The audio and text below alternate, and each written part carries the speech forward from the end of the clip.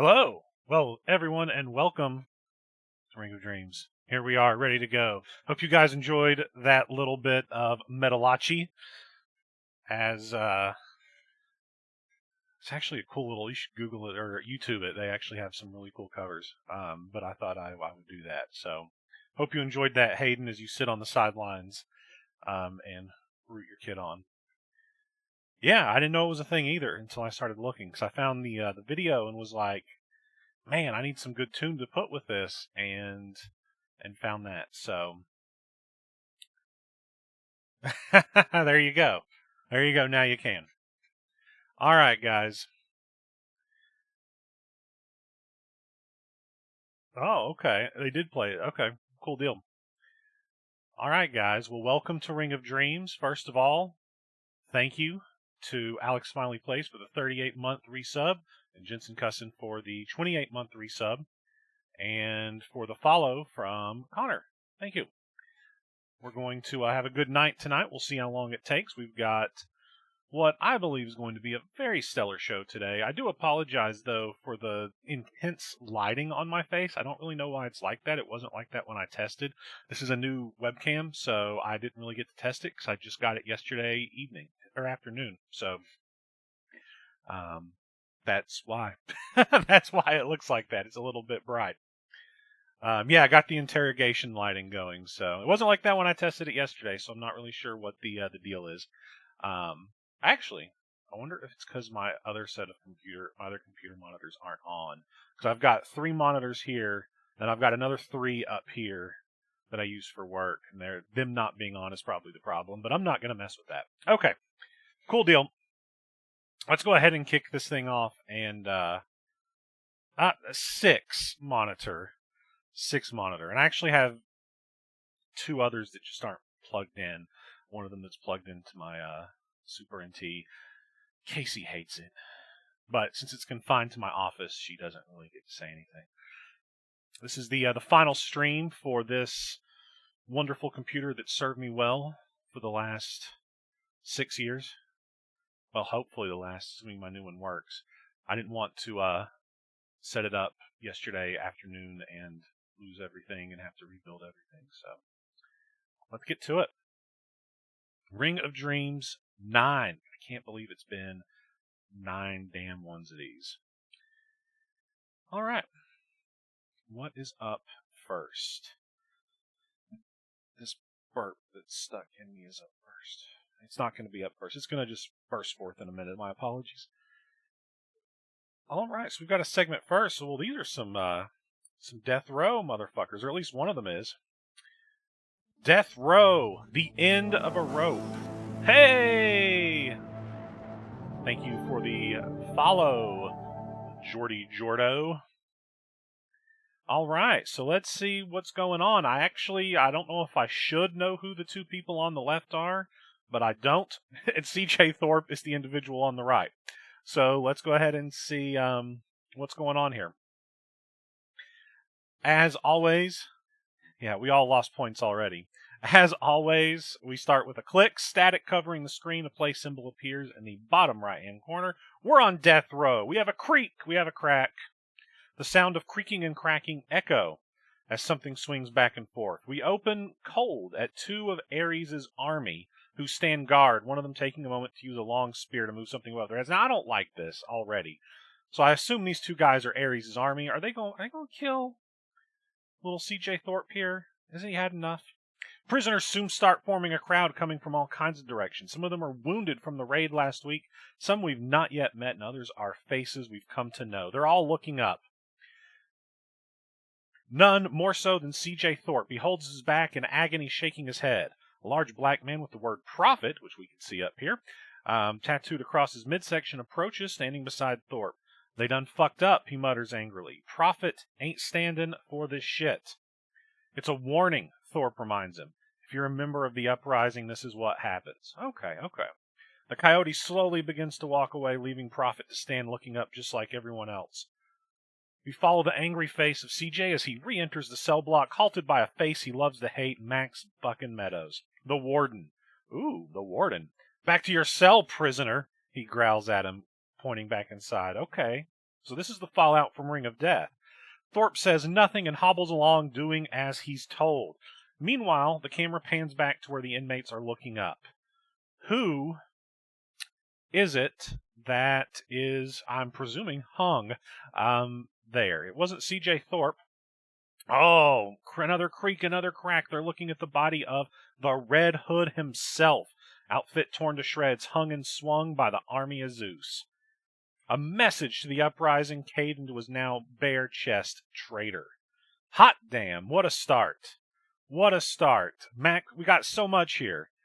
We got the introduction of the Prophet, who, or I guess Prophet. He seems like there's no "the" with him. And then we've got Max Meadows is now the Warden. Crazy. Not unexpected, seeing how he was allied with Zeus. And then we've got the Red Hood officially dead. I believe I wondered last week why the Red Hood wasn't killed, and I guess so that we could have a very public execution of the member of the uprising. The message is there. On death row, do not join the uprising. It will not end well with you. What a great piece of fallout from Ring of Death last week. Well, if you said we were going to get death row on this show, I guess you got some points. But what do we have going on up first? We have got Luther Grimm versus Outlaw Zero. Here we go. This should be quick. Will Luther Grimm add to his trophy collection tonight, or will the Outlaw take him down to 0? The bell rings and we hit a spear. Holy shit, the hunter just hit the Great Pursuit right out of the gate. But something's off. Grimm is not moving, but the Outlaw is. He rolls Luther towards the ropes and onto his back. 0, he covers, he hooks the leg. Was Outlaw 0 wearing the Bret Hart chest piece? 1, really, this quick? 2, it can't be, what the hell is going on? 3, what? Desperado jumps to his feet. Outlaw 0 rips his shirt off to reveal he did do it. Fuck me. He did do it. Ripping his shirt off to reveal a metal plate trapped to his abdomen before ripping it off and tossing it to the mat in celebration. He did the Bret Hart. He did it. But wait, what direction did he roll the hunter? The referee's eyes are wide as he sees what 0 and the rest of us all missed. 0's rookie mistake. Grimm's foot is under the bottom rope. And as the referee relays this to 0 and he notices, we read his lips, clearly saying, "Fuck me," as Grimm kips up, and in one fluid motion, Bloodsport, the broke kick, it lands flush, sending the Outlaw staggering back into the corner. Grimm goes to follow it up with another big kick, but Desperado ducks under, hooking the leg. He hits the Regal Plex, the release Talbot Plex. Luther sent head over heels onto his knees, and the Outlaw follows it up with a frantically executed roundhouse kick to the chest, with a crack, and another crack, another crack. He backs up, he's going to execute Grimm with a roundhouse to the skull, but Grimm ducks. He rolls forward, back to his feet. 0 turns around into a kick to the gut, before Grimm lifts him up into a falling powerbomb. The trophy hunt into a cover. Is this it? 1. Is the hunt over? 2. Will this put another prize on the hunter's mantle? 3, no! Shoulder was up. Barely. Looking to stay on top of his prey, Grimm pulls the Outlaw up to his feet when wham! Roundhouse kick to the ear of Luther. Staggering the big man, he messes up his equilibrium before he sequences from the downward spiral into the Koji clutch. The hunter is in the lament configuration. Will he tap? Luther struggles against the hold. He pulls himself closer to the ropes. It looks like Grimm is going to need a tap, but with one last gasp, Luther grabs the bottom rope. 0 breaks the hold and starts laying the boots to Grimm, but the hunter shakes it off. Kicks, punches, they have no effect. Luther stares hungrily into the Outlaw's eyes before tossing him like a rag doll onto his shoulders. Torture rack! The harvest! No! 0 grabs the top rope. He's on the ring apron. Luther goes to pull the Desperado in the hard way, but gets a thumb to his eye for his trouble. The trophy hunter staggers back. He's trying to clear his vision. The Outlaw springboards into the ring. Smack, bam! Speared out of the fucking air and onto that metal plate. The Great Pursuit. Grimm saw it coming. He set up Outlaw 0's own metal plate to use against him. That one was for Bret. He covers. 1. This has to be it. 2. It's all but academic. No, it's not. 0. Slips his foot under the bottom rope at the last millisecond. What a poetic twist of fate. Luther is enraged. He's in the ref's face, allowing Outlaw Zero time to get to his feet. He spins Luther around. The bro kick, the blood sport, ducked by Zero, hits the ropes, rebounds with a Busaiku knee, only to find himself in the trophy hunt. A second falling powerbomb. Grimm uses the momentum to roll Outlaw Zero onto his knees. He bounces off the ropes and into the great pursuit. A brutal spear to the head and shoulders of Zero. He falls into the pin, dead center of the ring. 1. This is over. He nearly took his head off. 2. No ropes to stop the count now. 3. The Hunter has claimed another trophy tonight, nearly walking away with a head to mount on his wall as well. That was a really fun match. Brino, I think Zach said you wrote that. Great work. Great work. Luther Grimm with the win. Phenomenal little intro. D-Generation Kid, I assume that is our good friend Frank. How's it going, buddy? Good to see you here. Good to see you here. Let's keep on cooking as we go. What's next? Okay. Who is this? We have a lady that I don't think we've seen before, and Luther Grimm. In a segment entitled You Will. Luther Grimm gets back to his feet exhausted after that battle with Outlaw Zero. Yes, this is a debut, Rob. Are you going to keep track of all of the predictions contest as we go? He stumbles onto the ropes, Luther Grimm does, and takes a beat surveying the crowd. Crossbody block, down goes Grimm. Who the fuck is that? Someone leapt from the dream sign. Yes, the dream sign out of nowhere, taking down the Hunter. They roll away. They get back to their feet and they remove their hood. It's a woman. She demands that he gets back to his feet, and slowly he does, stumbling backwards, turning around into the discus elbow, the DDoS. Is this a hacker character? Down goes Grimm again. What's the meaning of all of this? The woman walks over to him, pulls the mighty man up to a seated position by his arm while retaining the arm in her possession. You don't remember me, do you? She hisses angrily at him, placing her boot on his jawline while holding the arm. But you will. Just die for this. She slams him down onto the canvas with a curb stomp. Holy fuck. Luther Grimm is out of it. He's unconscious. She searches the canvas for a backpack she dropped when she leapt. She pulls a can of spray paint from it. She stands over Grimm. She sprays her name across his chest. What is it? Jinx. Now that's a cool name. What the fuck did Luther Grimm do, and why does she hate him so? Does it even matter? Jinx has joined Old School Wrestling, and she's hunting the Hunter. She is a queen indeed. What a cool character. What a cool debut. I'm into it. What's next? We've got Drexel. We've got Caesar. The Real Shark.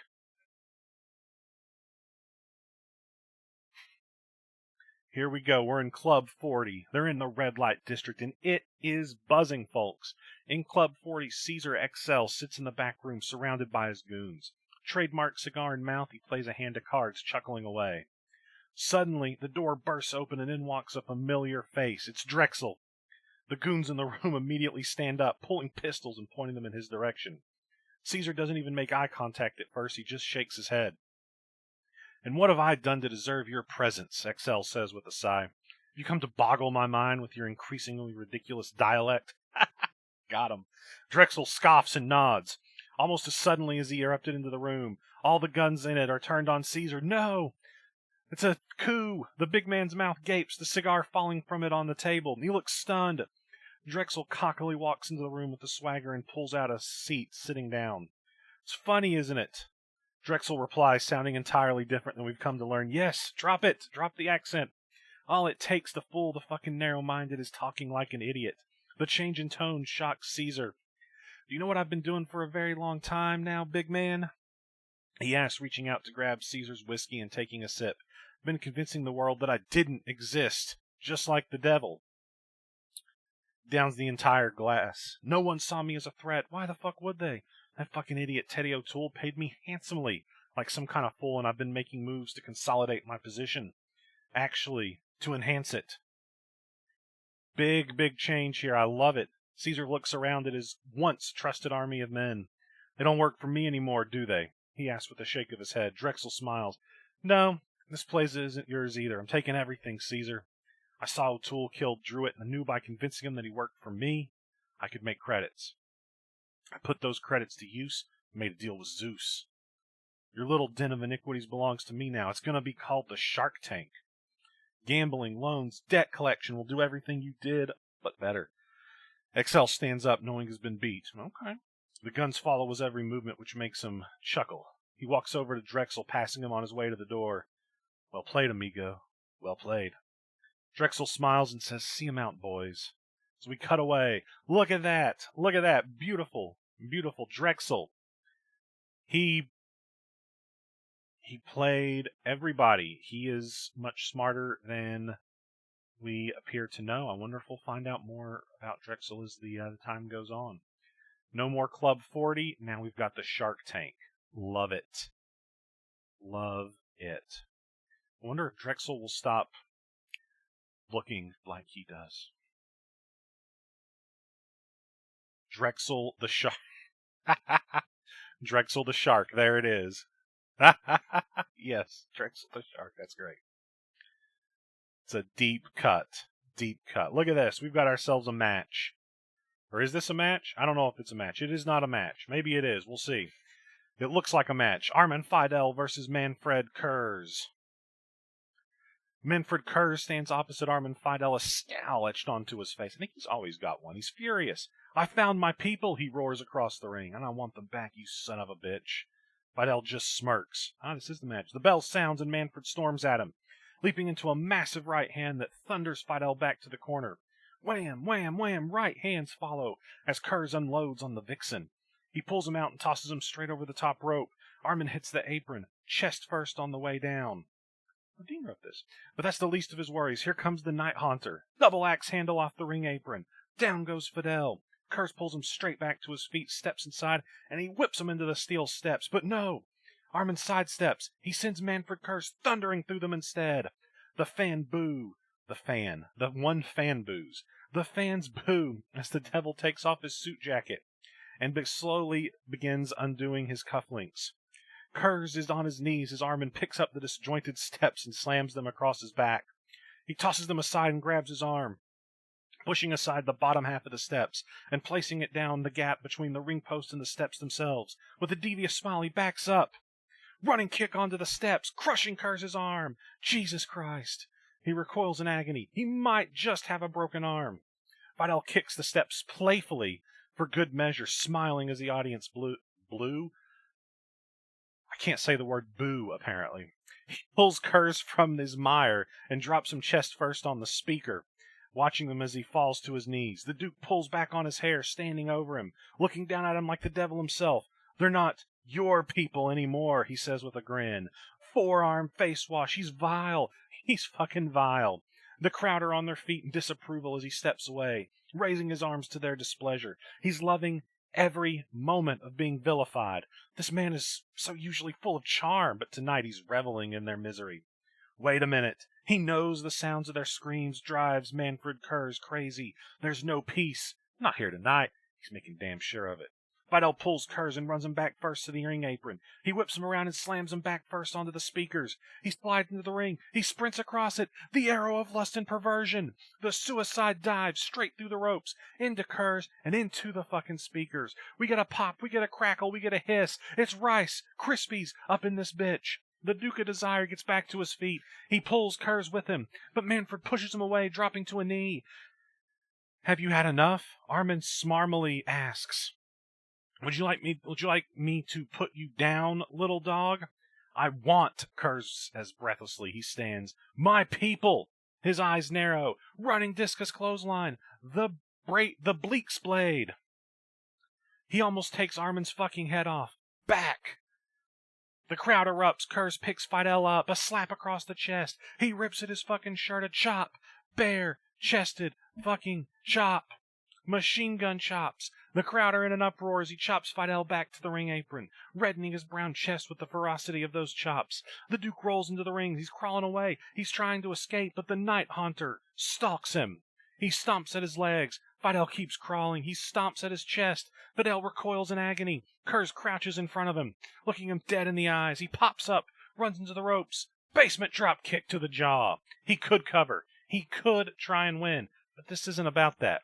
Chaos Incarnate slides to the outside, and he's got a damn baseball bat. He heads back inside. He stands over the Vixen. Justice is death. He angrily barks at him. And death is... Wait! Armin shouts defiantly, somewhat terrified. As Manfred lifts the bat high into the air, prepared to deliver a devastating blow, he stops. The Wishmaster gets to his knees, begging off. If you want your people, you can't kill me. You may know where they are, but you can't get inside.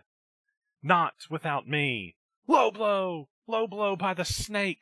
The fucking snake that is Armin Fidel. Kurz drops the bat and drops to his knees. He's popped straight back to his feet. Unrequited love!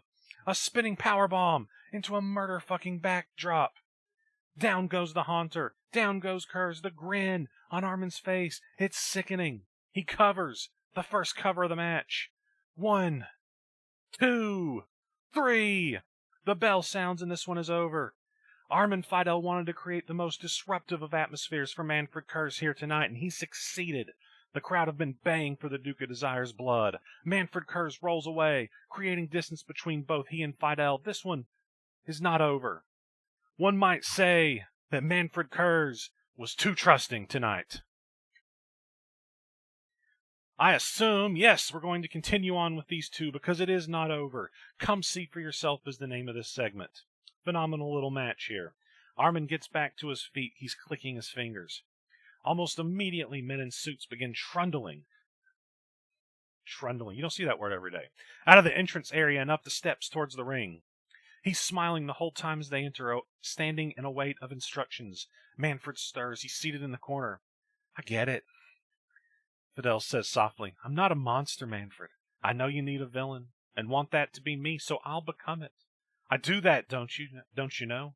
I give people what they desire most. Kurz shakes his head. I don't need a villain. I need to know what you've done with my people, he hisses angrily. The Bleak is a bad place that I've tried to make safe. You've taken my people, and I want them back. Fidel breathes in through his teeth. We'll have to compromise. If you come willingly and let my friends here place a bag upon your head, we'll take you to Eden and to your people. Armin announces, nodding towards a member of his entourage. You can come and see them for yourself. Manfred stands up, nodding courageously. A member of Fidel's entourage walks over with a black bag, placing it over Kurz's head. They lead him from the ring carefully, helping him beneath the rope and down the steps, towards the entrance ramp as Armin follows from behind. He's smiling. This can't be good for Manfred Kurz. What is going to happen to the Night Haunter when he goes to Eden?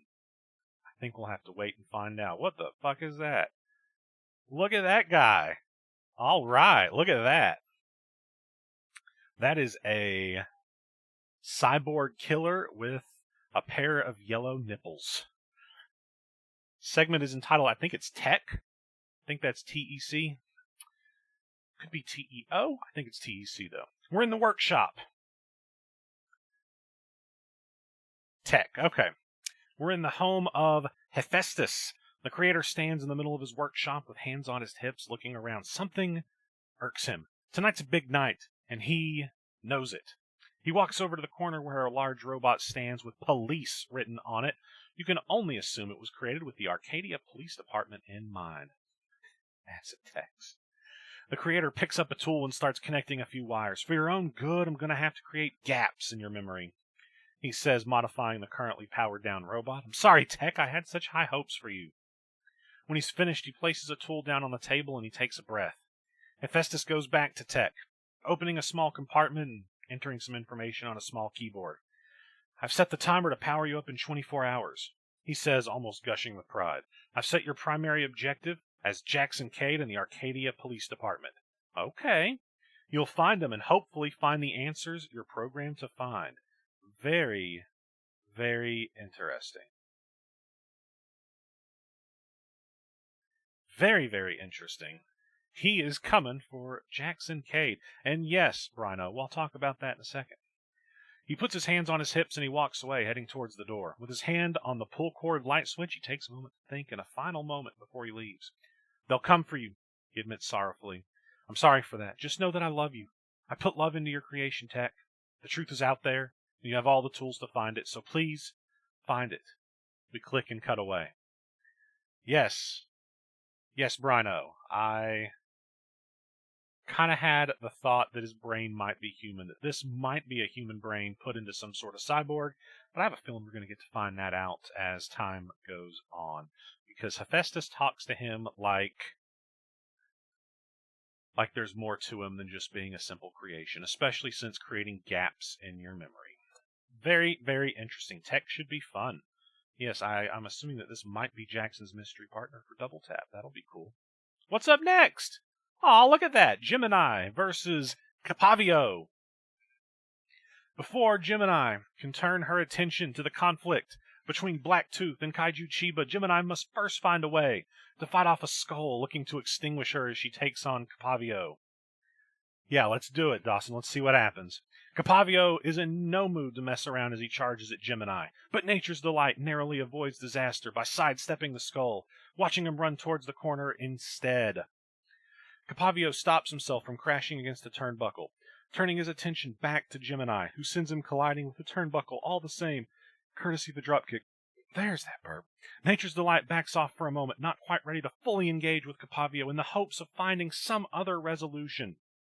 But the skull turns around, a sense of rage visible in his composure that indicates there will be no peace here.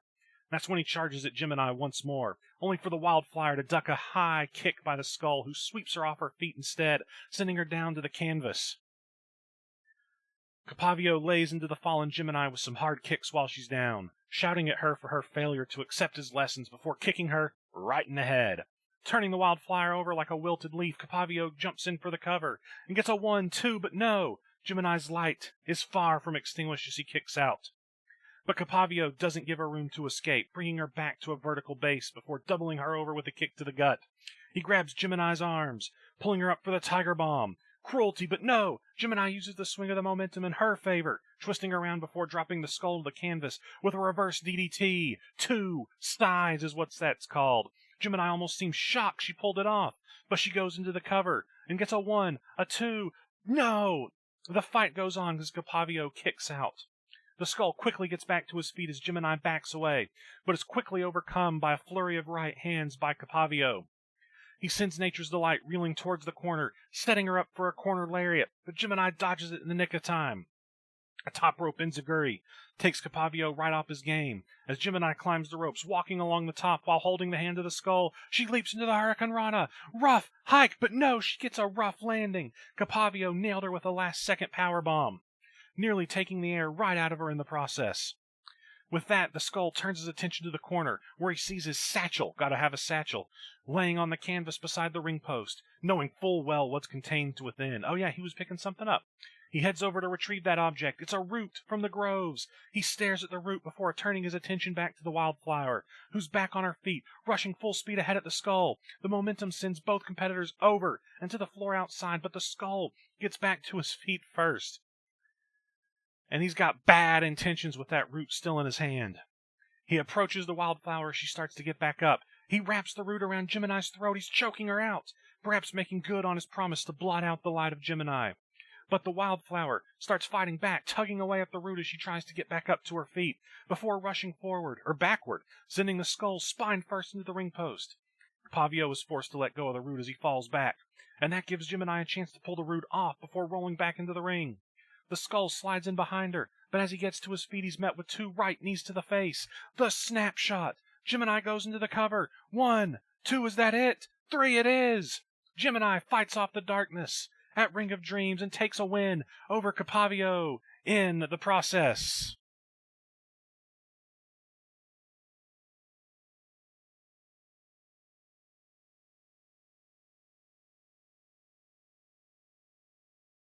All right. Got a win there for Gemini. Just out of freaking nowhere, that snapshot. We've got Zeus up next. Okay. From the disillusion of Skulltography to the man himself. Good match. A lightning bolt is the name of this segment. Very fitting. We're in the House of Sovereigns. Zeus, sitting at a large oak table adorned with all sorts of beautiful food, cutlery, and drinks. Everything at the table is the finest Arcadia has to offer. He sips red wine from a glass goblet. Sitting opposite him at the other end of the table is a woman. She sits in a bloodied white gown, her white hair tied up in a small bun at the back of her head. Okay. How could you, Artemis? Zeus demands to know, his voice raises slightly, cracking with anger. The woman scowls at him. When Mick Gordon and the APD went to work on you, they had no idea who you were until they took off that red hood and mask. Okay. Very interesting. They didn't know that you were the Red Hood. None of us did. The last thing I expected to find out that was my daughter, my flesh and blood, was a member of the uprising as well. Well, that recontextualizes that opening segment. She scoffs angrily. Your daughter? She remarks with another scoff. Did you know, or do you know what I had to do to become the Red Hood? I had to become a man. I rapped my chest. I altered my voice, my walk, the way I talk. I did that because you needed to be stopped, Dad.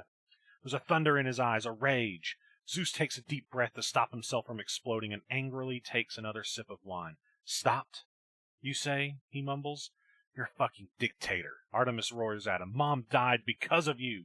Don't you dare bring Leto into this, he bellows back, slamming his fist angrily down on the table. Oh, you don't want to talk about Mom? What about your ex-wife? Should we talk about her? Artemis asks, shrugging her shoulders and pushing her head forward. When Zeus doesn't respond, she laughs to herself. You can't stop what's coming, Dad. The uprising will take your power away and restore what the elders wanted for Arcadia. Zeus grabs a napkin and wipes his mouth. Standing up abruptly, he walks to the door and opens it, inviting Ares inside. Take her to her quarters. Put guards on the doors. Don't let her out. Ares walks in and grabs Artemis, lifting her out of her seat. You can kill the Red Hood. You can keep me captive, but you cannot stop the inevitable. You will step aside or your blood will flow like a fucking river through the levels of Arcadia. The bodyguard drags her towards her father and out of the room, but she halts him, standing face to face and nose to nose with the Baron. Artemis reaches out, kissing her dad on the cheek. You're a dead man walking, she whispers. A lightning bolt's coming, Pop. You let her in. You just remember that. You let her in. Ares pulls her out of the room, leaving Zeus to walk back in angrily, take a seat, and put his head in his hands. As we cut away. That was a bombshell of a segment, I think. Holy shit. God damn. Okay, so, to recap what I believe just happened, is the Red Hood we saw at the beginning dead was not the Red Hood. It's just some dude that they killed to make the point of the Red Hood is dead. In fact, the Red Hood was Artemis, Zeus's daughter.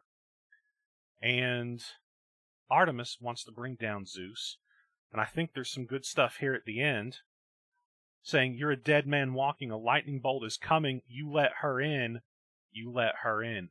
Who in the hell, or what in the hell does that reference? Who is the lightning bolt coming? I don't think that Artemis is referring to herself here. Very, very good. Yes, the ex-wife bit could be big too on this. Very interesting. I can't say I'm really up on my mythological beings. Was Hera the wife of Zeus? Or I guess ex-wife in this case? I don't know. Whatever, we'll find out. Alright, yes, I do recall that voice cracking stuff, but I thought it was just to be showing that they're using a voice changer, which I guess is the point. Alright, very interesting. Very, very interesting. I have a feeling this is not the last we're going to see of this. I hear a lightning bolt. Maybe the red light has something to do with this. Okay. Cool. Well, let's see. Are we going to get we're going to find out what the red light is casually in this next segment? We are in fact not. We're going to get a double feature championship match between Blacktooth and Kaiju Chiba. And Disney. I hope I like what's after it too. I'm sure I will. All right, we've got Gemini. Finds herself in the crosshairs between Blacktooth and Kaiju Chiba, and a woman this divided can be quite dangerous indeed. We're immediately off to a wild start. Blacktooth rushes in towards Chiba, laying into the big save with some big right hands to wear him down, and then he sends the big man barreling towards the corner. Blacktooth charges his way down for a corner splash, but he's met with a massive haymaker from the big save. Kaiju sends the devil reeling back, giving him the opening he needs to drop Blacktooth down hard with a body slam. Kaiju brings Blacktooth back to his feet, but this proves to be a mistake, as Blacktooth catches him with a headbutt to the jaw instead. The big save finds himself down on one knee from the damage, giving Blacktooth an edge now as he hits the ropes, before hitting a big lariat knocking Kaiju down to the canvas in the process. We can hear Gemini shouting at the devil to stop, but that just draws a wicked grin on his face as he stares us down, until, pitch black in a flash, the darkness overtakes her. The witch is here now. This Gemini is cheering on the devil, who grins just a little wider as he mounts up on Kaiju, laying into the big save with lefts and rights until Chiba shoves him away. Blacktooth falls to the canvas, but is quick to get back to a standing position. But so, too, is Kaiju, who looks over at the more vicious Gemini and shakes his head in disappointment. This distraction is just enough for Blacktooth to lunge at him again, this time wailing on the big save with some wild right hooks and left jabs, before sending him over the top rope with a clothesline. The big man takes a big old tumble to the outside as Blacktooth slides out, following close behind. Blacktooth has dangerous intentions here as he stands Kaiju up, grabbing him by the arm to send him into the steel steps, but Kaiju counters it, sending the devil colliding with the ring post instead. Blacktooth takes one right to the shoulder as Kaiju quickly brings him back into the ring, doing his best to ignore hateful shouts from the Moon Shadow as he hits a leg drop, keeping the leg over Blacktooth for the cover. 1, 2, and no! Blacktooth manages to kick out. He slides himself out from under the leg of Kaiju before getting back to his feet. Kaiju is not afforded the same luxury, however. Blacktooth rushes him from behind, landing a kick flush with the back of his head. Blacktooth calls to Gemini to hand him Miss Liz, which the witch is more than happy to oblige. She slides it over to the devil, who takes to wrapping the chain around his fist. But no! Kaiju manages to catch the devil by surprise, bucking his legs out from under him to avoid a nasty fate. He brings Blacktooth back up, before whipping him into the corner, running at him with a corner splash, and the Chiba splash connects. Blacktooth felt it all the way down deep as he drops to the canvas, and the big save can sense his opportunity coming, a chance to put away Blacktooth and try to save Gemini. So he climbs the turnbuckle, waiting on the bottom rope for Blacktooth to get in range, but before he can go for a curb stomp, Gemini comes rushing over, shoving a foot off the rope. Kaiju goes down hard to the canvas, the ref shouting for Gemini to step away until she flashes back, and Nature's Delight is looking on with dread at what happened. Hands over her mouth, Gemini walks away from the scene of the crime as Blacktooth grabs Miss Liz from nearby. This goes undetected by the recovering Kaiju as he gets back to his feet, approaching the devil with some caution as he brings Blacktooth back up, but he takes a chained fist to the skull for his troubles. This is followed by a swing of the hook of Miss Liz, gets a small gash on the head of Chiba. Blacktooth goes right after the blood as he takes a bite out of the big save. Fresh meat. But Kaiju manages to shove him away before he can do much damage, despite looking a little worse for wear on top of his dome. And Blacktooth sends some of that blood right back into his face with a bloody miss. That's right, spit his blood back in his face. The iron perfume. Excuse me. Kaiju is struggling to wipe the blood out of his eyes. Blacktooth brings the big man down with another hook to the head. Chiba's in big trouble here as Blacktooth hits the ropes. Kaiju barely gets to his knees before Blacktooth drops him with a leaping curb stomp. The dirt nap connects. Blacktooth makes the cover as Gemini panics. 1, 2, 3. That was it. The devil prevails here at Ring of Dreams, but there will be no celebration just yet as the lights immediately cut out once more. Winner and still double feature champion Blacktooth, as we get Babylonia, a segment with these characters continuing their story. With the lights out, everyone is thrust into complete and utter darkness. The screams coming from the ring are guttural. The lights come back on and we see Gemini Dark writhing in agony. They will go off once again, but this time, when they return, it's Gemini Light writhing instead. They go off again. What the fuck is going on? We get static, and the lights come back on. We focus on Kaiju Chiba, who stands across the ring from something we've not seen before. Blacktooth has wisely escaped to the outside, watching on in awe. She stands, flies buzzing around her. She looks entirely different, her skin a pale white, her eyes are glowing red. Chiba looks petrified, and so he should.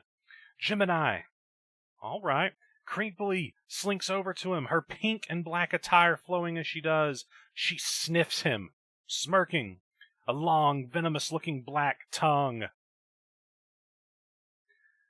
forks from her mouth. He backs away into the corner, being followed every step of the way. Do you know how long I've been trying to reunite the yin and the yang? She hisses at him, and then you two come along and do it for me? She strokes his face, drawing black rot down it as she does. My given name is Nurgle, the goddess of the underworld. You finally released me from the captivity of which I was bound, she says with a twitch of her vile tongue. And now I will unleash a pestilence on Arcadia. Okay. Suddenly flies pour from her mouth, attacking Kaiju Chiba, who frantically tries to bat them away. Locusts flock from her too, meeting them and attacking him. Blacktooth wisely runs for his life, not looking back as Chiba falls to the ground, writhing in agony. Gemini slinks over to Chiba, watching as the flies and locusts attack his giant frame. You're the first, Kaiju Chiba, she growls, but you won't be the last. She backs away, the flies and locusts rejoining her body as she does. We look back at Chiba, the flesh from his bones picked at mercilessly. He's nothing but a corpse, and the first of what could be many. The goddess of the underworld has arrived in old school wrestling, and that means danger. Grave danger for us all. That is dope. That is awesome. I love it. I'm going to look at this poster that Dean just sent me. That looks pretty awesome. Very, very nice. Very, very nice. All right. Gemini has been reunited. The light and the dark are gone, and she is truly the goddess of the underworld. She was in captivity, but now she has been released. Who held her captive, I guess, is the question. Yeah, it looks like Dean may have posted that in the main Discord too, yes. Looks very awesome. All right. Very, very nice. Really, really like that. And the flies and locusts, the pestilence. Yeah, that's pretty cool. Makes me think of using all of the different plagues. But that's for the future. What's up next? Look at that. Good old Destructo Boy. The Burn Man. Here we go. Get hype, Damo and Zach, because it's going down. The Burn Man holds the stolen Kingdom Blade in hand. Oh, yeah, there's a... yes. If that was an intentional callback, then yes. Jordan, I forgot that we're set to have a limit before somebody can chat. All right. Staring down. Okay, Burn Man holds the stolen Kingdom Blade. He's staring down a determined Destructo Boy as this brutal street fight is about to be underway. Kingdom Blade to the skull. Well, we just started off with a murder. Burn Man just caught Destructo Boy with the blunt side of the blade. The sole survivor isn't holding back as he swings first and drops the young hero. Destructo Boy rises, only to get a pummel to the jaw. Burn Man grabs the hero, throws him to the ropes. Backdraft, spinning elbow, puts Destructo Boy over the top rope. James is already on the back foot, and he's got zero advantage as the Burn Man leaps off the apron with a devastating senton. Destructo Boy is rolling in agony as he tries to get back to his feet. He slowly rises as the Burn Man bats up for another massive swing. This time he goes for the head again. Impact breaker, corkscrew, headbutt to the fucking skull. Destructo Boy got all of it. The Burn Man hits the ground like a ton of bricks as he slams into the steel chairs. The sole survivor lays in a heap and slowly gets back to his feet to see Destructo Boy laying claim to his birthright for the first time in weeks. He's got the Kingdom Blade in hand. He holds the weapon out in front of him, ready to strike. But then something happens. The weapon transforms. It turns into a pair of gauntlets. Destructo Boy leaps forward. Massive Superman punch that downs the shocked Burn Man. James is back in control as he catches a rising Burn Man with a plethora of jabs and haymakers that knock him fucking silly around the ringside.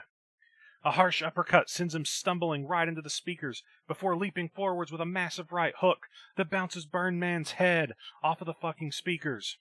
He's going hog wild, and the Burn Man is looking to block the onslaught of blows. Match Striker! Burn Man...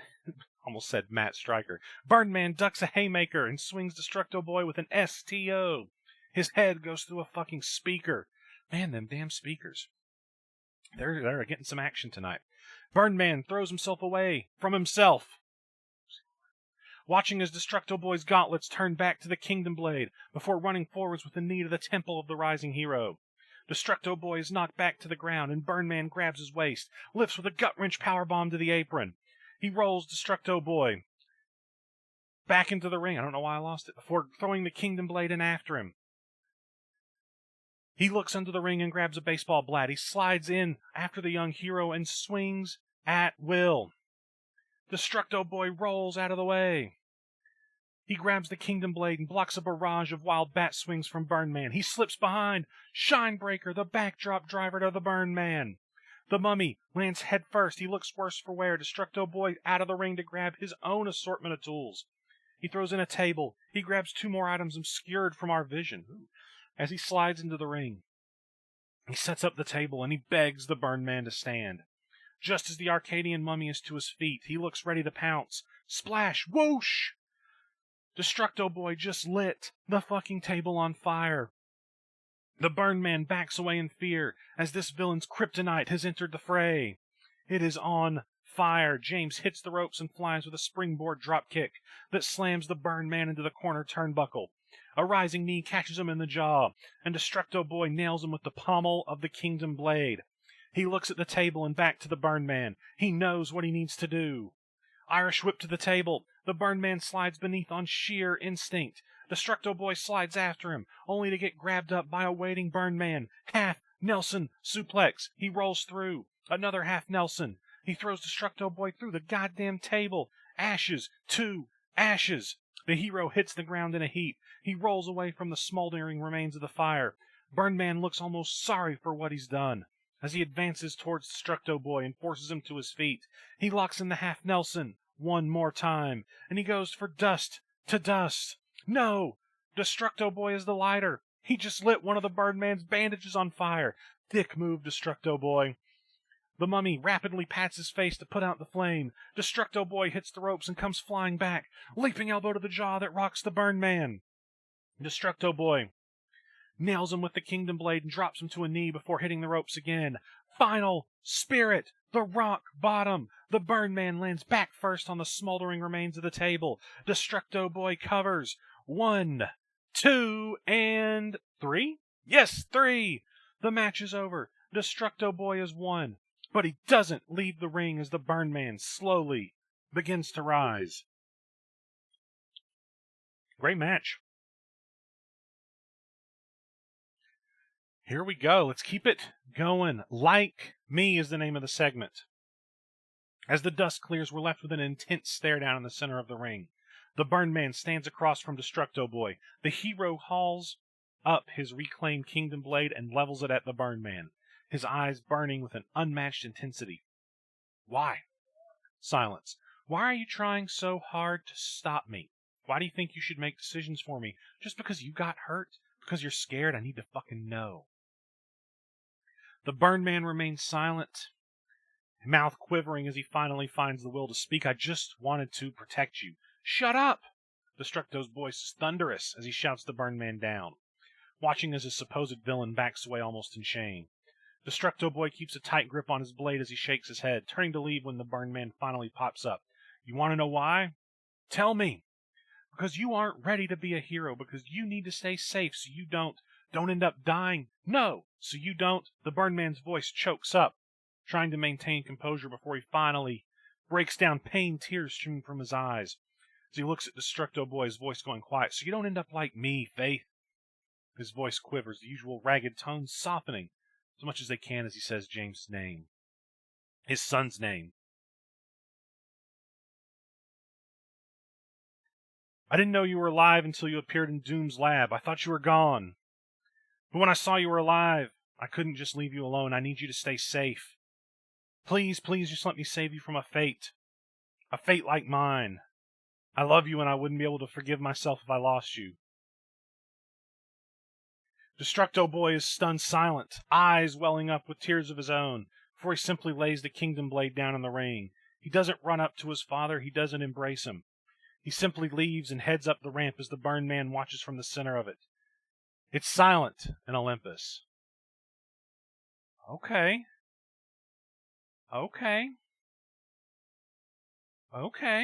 We get a bang! Smoke fills the ringside.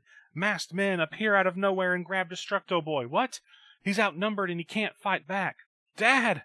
James lets out an instinctive cry for help as the men abscond with him. The Burned Man grabs the Kingdom Blade and slides out of the ring up to the ramp. By the time he gets up there, the men are wrong, and with him, James Faith Jackson. The Burned Man looks out in silence, slinging the blade over his shoulder. I'll save you, James. I'll save you. Holy shit. Look at that. Yeah, somebody may have called it, but I didn't. So, Destructo Boy, James Faith Jackson, the son of the Burned Man. Amazing. And someone has kidnapped Destructo Boy. What in the hell?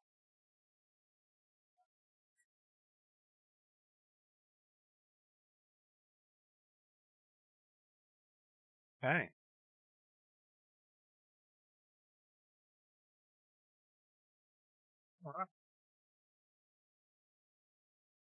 Frank's in here trying to get him a teammate.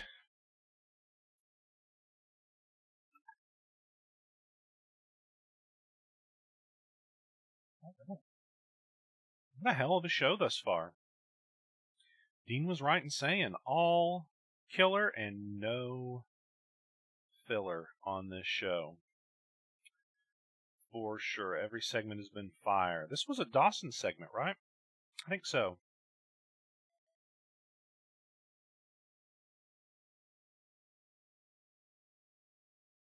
Great work. Great work. Oh, look at that. Look at that handsome motherfucker right there, Grimskull. Grimskull versus the Vision. Here we go. Hayden, I hope you're still here.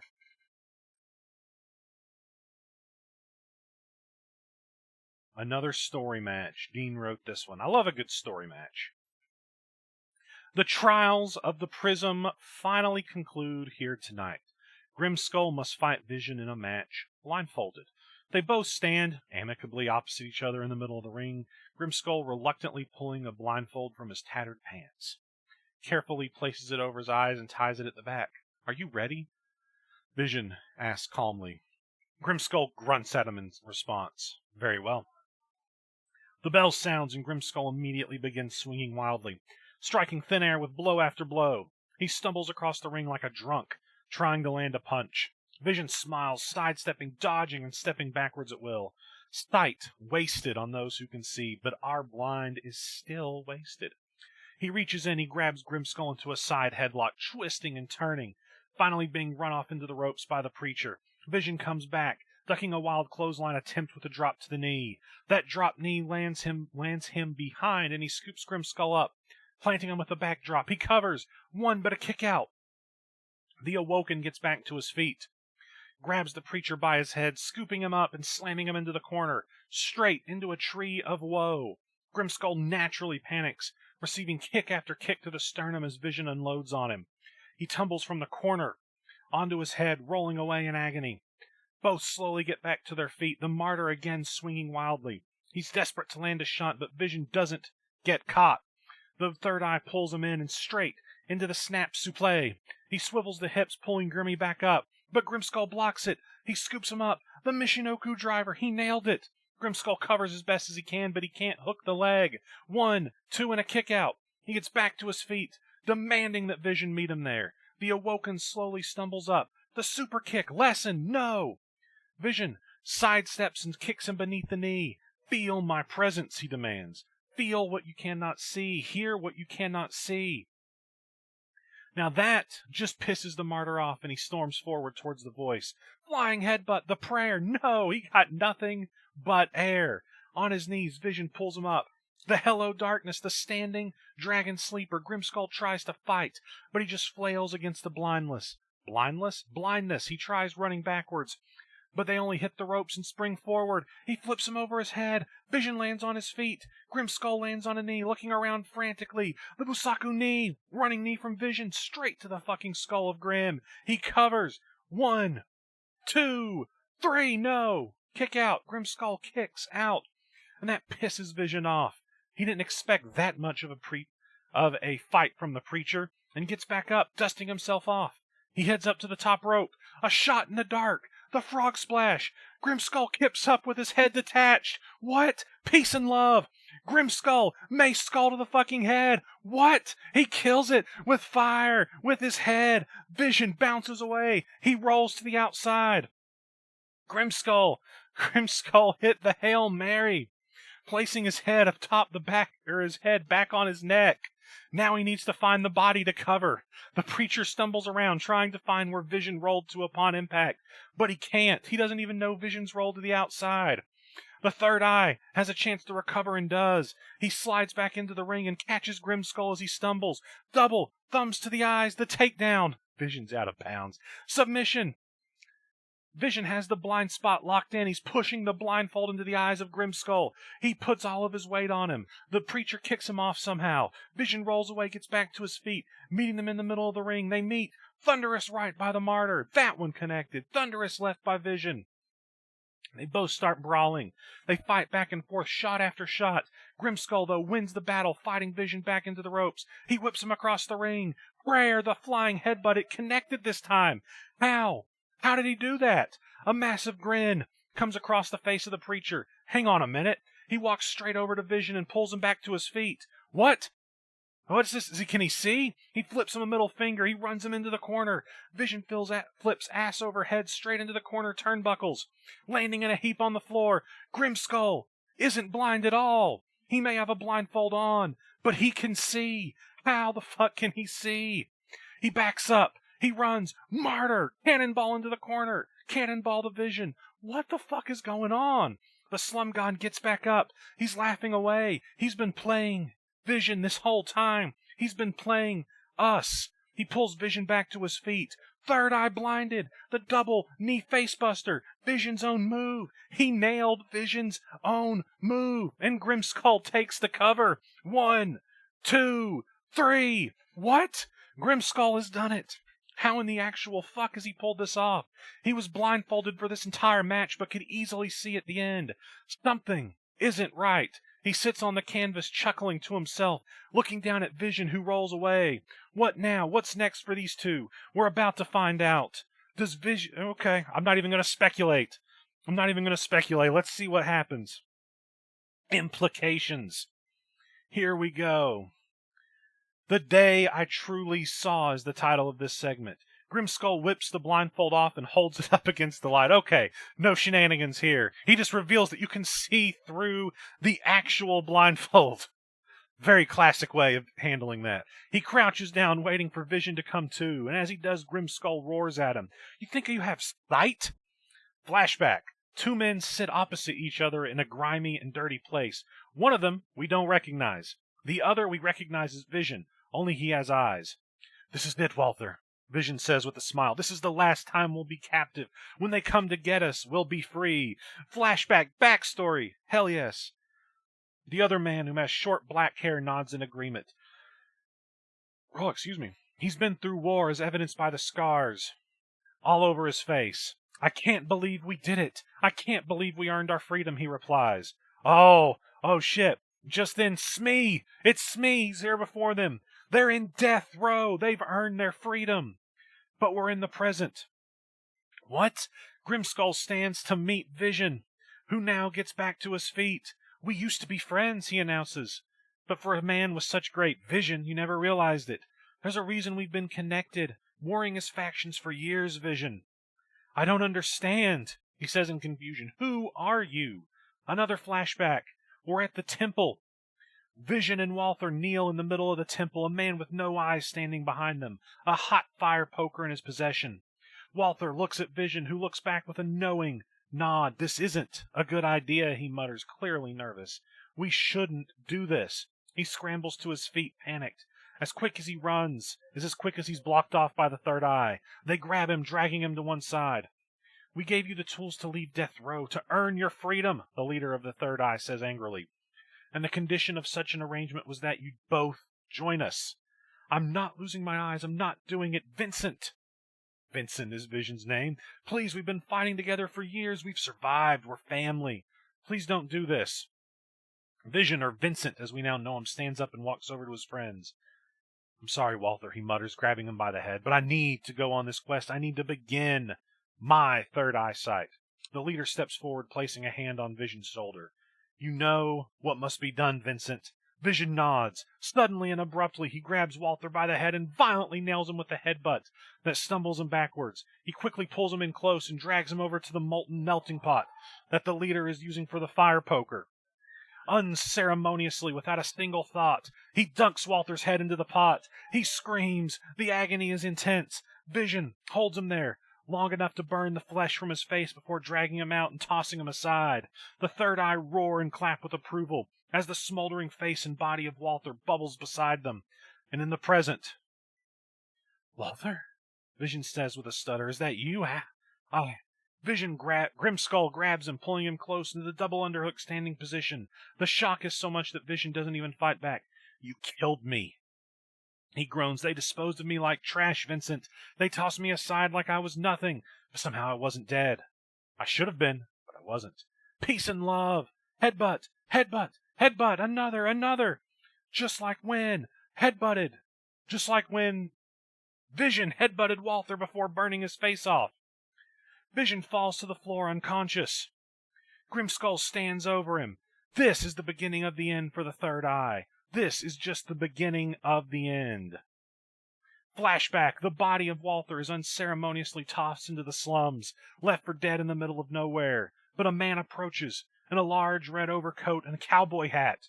He rolls Walther over with his foot, looking at him closely. The prophecy has begun, he says, his voice deep and gruff. Let's get you on the mend, boy. Okay. Prophecy? On the mend? Okay. A mystery cowboy? Oh, you're good. I don't think that's Tombstone. I wonder if Tombstone had a predecessor. Or someone that does other things. Or if that's just Hades. Okay. Cool shit, man. That's awesome. Huge lore dump. I think we all could sense there had to be some sort of history between Vision and Grimskull. But what that was is not what I thought it would be. All right. But, as everyone speculated, Grimskull was playing Vision the entire time. He'd actually been through all of the Third Eye stuff already. Very, very interesting. And now I sense business, not Vision. About to say Vision will pick up. All right, what's next? Look at this. Narcy Baby. Narcissa Balenciaga versus Colt Ramsey. Yes, good shout, Frank. They were in Death Row. So it's really cool to see all the integration of Death Row here and how long Death Row has existed and how the Third Eye helped them escape. Very interesting. Let's get into this contest here. This is their date. I don't think there's any room to breathe anywhere here, Damo. And you got timed out somehow. Colt Ramsey has tried every trick in the book to get into the heart, or to get into the heart of Narcissa over the past few months, and the designer has finally relented to something a lot more physical than Colt ever imagined. Can the Giorno swarm his way into a second date, or will Narcissa leave him with dreams of blue balls? The bell sounds as Narcissa and Colt pace around the ring for a moment. Narcissa's face completely passive, while Colt still has that smarmy grin etched upon it. He stares down Narcissa for a few moments before putting his arms up. He wants a test of strength. Narcissa looks confused for a moment, but anything to wipe that shit-eating grin off of Ramsey's face, so she walks forward and locks hands with Ramsey, who immediately knees her hard in the gut, before forcing her backwards into the ropes. Narcissa squirms, unable to wiggle out of Colt's grasp as he veers forward, or closer, lips puckered, and Narcissa spits right into his eyes. Colt staggers back, still holding on to Narcissa's hands, but the slight distance gives her the room she needs as she jumps up the ropes, flipping over Colt's head and taking him down to the mat with a lightning-quick backslide. Colt is stunned in surprise as the ref quickly slides in for the pinfall attempt. 1, and no, not even 2. Colt quickly kicks out. Ramsey rolls to his feet. He goes for a clothesline, but Narcissa bridges underneath into a small package as the ref slides down one more time, and we get a 1. We get a 2, and no, Colt kicks out. He staggers to his feet into a flurry of kicks to the midsection and head, before a leaping crane to the jaw staggers him back as Narcissa leaps to the sky, drilling Colt with some fast-fashion super kick style. That was really hard to say for some reason. Colt doesn't go down. Instead, he staggers back onto the ropes dazed. Narcissa nails him with a knee to the jaw before grabbing his arms as she flips over onto the apron. Narcissa wraps his arms within the ropes before handstanding onto the apron and pulling his legs through the ropes, locking in the weft and wrap. Colt screams in pain from the tarantula, and while the ref tries to count, Narcissa is down. He's only truly there to announce the finish. Narcissa pulls back with all she can, all of her might, the rope squeezing and tearing around Colt's muscles, before finally letting go of the hold as Ramsey slams face first into the mat. Colt slowly staggers up to his feet as Narcissa rushes forward. High, fashion, no, Colt catches the kick. Narcissa's stuck in midair for a moment. Colt's smirk turning into a scowl, before he nearly beheads her with a brutal lariat. Narcissa crashes down hard onto the mat, clutching her neck in pain, but Colt does not let her stay down. He pulls her up immediately and pummels the designer with heavy lefts and rights before spinning her around as he grips her by the head. And he shows her some B-roll with a rolling cutter as spikes Narcissa's head first onto the mat. That could be it as Colt rolls her over for the cover. We get a 1. We get a 2, but Narcissa gets the shoulder up. Colt pulls her back up to her feet, spinning her around. He tries to lock onto her shoulders. He's looking for that fit to print. But Narcissa slips out of the full Nelson, rolling forward as Colt rushes at her for a clothesline. Drop, toe, hold. Colt's neck snaps over the middle rope. He's stunned for a moment as Narcissa rushes to the other side of the ropes, catwalking up Colt's back before delivering a tiger feint kick through the ropes to the skull. Colt staggers backwards, completely dazed, as Narcissa steadies herself on the apron for a moment. She leaps up to the top rope, springboards forward. The hot couture, no! She was going for the... Nope, blah, blah, blah. She was going for that, but got hit with a sit-down powerbomb instead. Colt counters the Dragon Rana attempt into that brutal powerbomb. Ramsey sitting forward in the fuck pin position. Great description. As the ref slides down into the cover. 1, 2, 3. No, Narcissa kicks out. But Colt barely lets her recover, pulling her back up to her feet. Fit to print. That has to be it. Colt turns her over, hooking both legs for the cover. 1. Is this it? 2, 3, 3. No, foot on the ropes. Colt cannot believe it. His best shot wasn't enough. As he pulls Narcissa back up to her feet. Low blow. Colt always wanted Narcissa to nail him in his little Ramses, but not this way. He stumbles forward, doubled over right into the high fashion. The spinning heel kick hits flush. Colt goes to his knees. Narcissa bounces off the ropes. Flash! Colt's got his camera. He blinded Narcissa with the flash. He grips her around the head, spikes her into the mat with a brutal DDT, forcing her to say cheese. But Colt does not look festive at all. A furious scowl on his face as he pulls the camera up, unhooking the strap before placing the camera to the side. He wraps the strap around his hands before slowly walking forwards, the stirring Narcissa. Is Colt gonna have to choke a bitch out? Ramsey suddenly stops, the red haze fading from his eyes as he realizes what he's about to do. Shaking his head, he drops the strap onto the mat before trying to pull Narcissa up to her feet. But he gets a headbutt to the stomach. She spins him around. The latest print, a facebuster. Colt, feeling the full force of his finisher, but she's not done as she backs up into the corner, looking to show the world, or the would-be photographer, her best modeling face. Narcissa rushes forward, knees primed, but mid-run. She slips on the fallen camera strap, stumbling forward, slamming skull first into a groggy Colt. They both hit each other head first. What a mighty crack of a collision. Collision, I see what you did there. Narcissa collapses to the mat, Colt falling soon as he collapses upon her. The referee just shrugs his shoulder as he counts the inadvertent pin. 1, 2, and 3. Colt Ramsey picked up the victory here through sheer luck. The Journo getting lucky here tonight, but he may well not remember it in the morning. Your winner, Colt Ramsey. A win's a win. Great ending there. Very, very nice. And we're going to continue on with these folks. Here today, gone tomorrow. They're both unconscious, but slowly but surely, they begin to stir on the canvas. Colt Ramsey heads to one side of the ring while Narcissa heads to the other. They're both holding their heads after that sickening collision. Colt looks up at her, his eyes widening. Something has changed. You? He says in a state of shock. This is why I've been thinking about you nonstop? This is why I thought I was in love with you? Narcissa doesn't understand. What the hell are you talking about, Colt? The photograph, he abruptly... Oh, shit, here we go. The photograph I gave of Zeus, or to Zeus, of the person responsible for the bombing? Don't, she warns. It was you, Colt defiantly says. You're the one who tried to kill Zeus. I remember everything now. He had my memory played with to protect your identity. Why? Why has he tried to protect someone that tried to kill him? Why has he let you compete here knowing what you did? What the fuck is going on? Oh boy. Oh boy. Oh, Colt, she says with a shake of her head. You might think you're entitled to answers, darling, but you're not.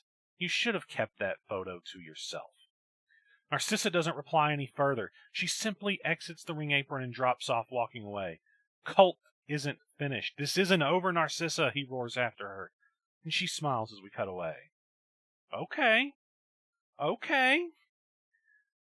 So Narcissa is the one that set that bomb from, like, the second episode or whatever of the season. Very, very interesting. And Zeus knows it. Is Narcissa the ex-wife? Okay. Something is boiling here. We're getting a lot of interesting hits here.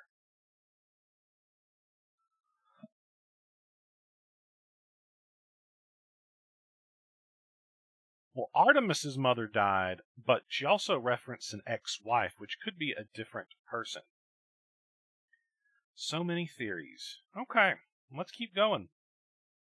Well, look at this! VHS Championship match. Felix Foley, Damian Wolf. Here we go. Let's pop this off. The red light has taken over the lives of both of these men. A few short weeks ago, both Foley and Wolf found themselves jobless. Now here we are with the VHS Championship on the line. Who will walk out with the gold around their waist, even in amongst this mystery? Felix Foley starts the match hot, coming at Damian Wolf with all the desperation of a man fighting for his livelihood. Because he is. Damian Wolf meets him with an equally hot head, the conservator being anything but conservative, as the pair lock horns and begin exchanging wild blows with reckless abandon. Felix Foley drives Wolf back first into the turnbuckle. He's clobbering him with double axe handles. Bam, bam! Wolf slumps into the turnbuckle. Foley backs up. These boots were made for bootin', the running big boot, but no. Damian ducks under the kick and slips out of the ring. Conservator Wolf straightens his tie, and he slicks his hair, a smirk forming on his face as he taps his temple with a finger. Oh, yes. Love that spot. But any hopes he had of taking advantage of the distance created are dashed as Foley takes the fight right back to him. Diving splash from the ring apron takes out Wolf. There's no ducking out of that one. Foley pulls Wolf up to his feet by the scruff of his neck and places him in a headlock. But Wolf rakes the eyes and slips away. Justice is blind, and so is Felix Foley. He grabs Foley by the head. The stroke! Damian Wolf drives Foley's head straight into the hard floor of the stage outside the ring. Foley flops to the ground like a sack of potatoes. The conservator manages to roll Felix Foley's carcass into the ring, slinks in after him looking for an early pinfall. 1, 2, kick out. Foley just gets the shoulder up. Wolf laughs to himself before pulling Foley to his feet.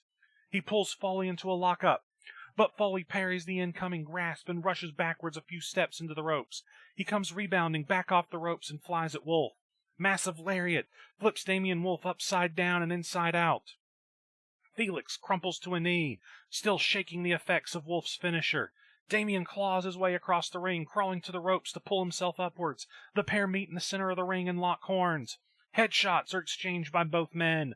Boom, boom, boom. Shot after shot hits home, neither man caring about defending themselves. They only want to take the other out. But it's Felix Foley that gains the upper hand of the exchange. The tough-as-nails puppeteer pushing Damian away. He Irish whips him into the turnbuckle. Felix Foley's corner. He comes in hot, stomping at Wolf until he crumples into a seated position. He keeps pummeling him, stomping him, till he's all but flat. But Foley keeps on stomping, holding onto the top rope for leverage. Wolf can hardly defend himself from the onslaught. But Felix keeps right on stomping. All of his frustration, all the anger that's built inside of him is coming out of those stomps. When he finally subsides, his chest is heaving with heavy breaths. He takes a moment before grabbing Wolf by the tie and hoisting him to his feet. Belly-to-belly suplex plants Wolf into the center of the ring. Things aren't looking good for Conservator Wolf right about now. Foley takes his time coming in for another approach, steadying and regulating himself back into the beloved children's personality Arcadia knows and loves. But Wolf is not where he left him. Bam! A low blow from the now kneeling Damian Wolf. More than a handful. He got Felix right in the mummy daddy button. Inside cradle pin. Damian Wolf, he's gonna steal it. 1, 2, no! Foley breaks out of the cradle just in time. Both men stagger to their feet. Each uses an opposite turnbuckle to pull themselves to a vertical base. They steady themselves. Before continuing, they come charging at each other again. Double clothesline. Foley and Wolf take each other out. They're both down. An eternity passes with neither man moving a muscle. Damian, winded, he curls almost into the fetal position. Foley rolls to his knees. He has Damian Wolf right where he needs him. The Muppet Show, the mandible claw, he's got it locked in. Damian Wolf gasps for air, arms and legs flailing wildly as he lies on his back. Is he going to tap? Is he? Is he going to tap out? But in a desperate move, Wolf gets a thumb to the eye and Felix breaks the hold. Wolf isn't hanging around.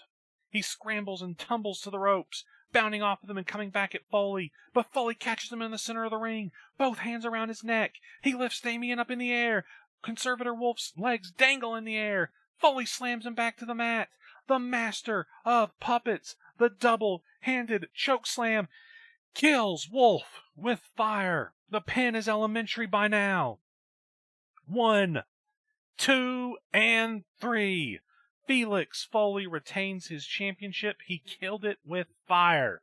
Damian Wolf threw every tactic he had at Foley, but Mrs. Foley's baby boy was not going to be held back from holding that VHS championship high in his return.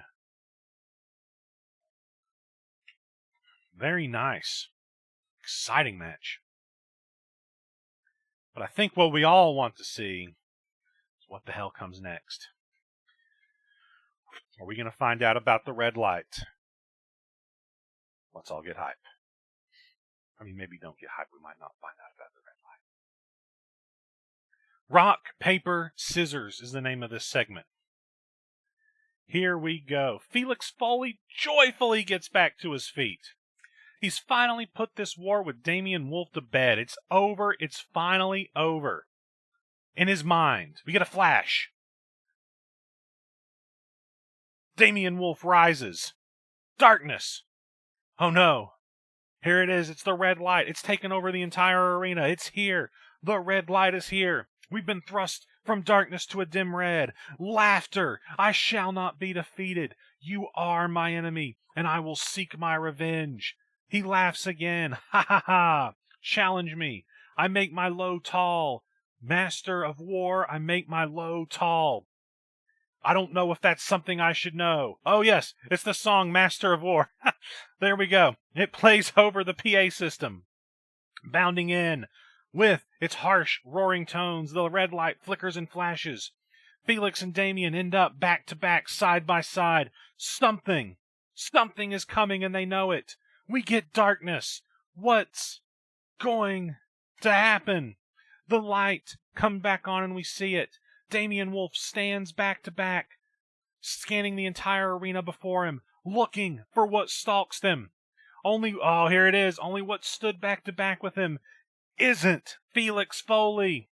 It's a monster, wearing black and red. In the place of Felix Foley is a man his size and shape, wearing a red and black mask. Damian slowly turns around to see the master of the red light. Scissors to throat. What the fuck? The monster just jammed a pair of scissors into the throat of Damian Wolf.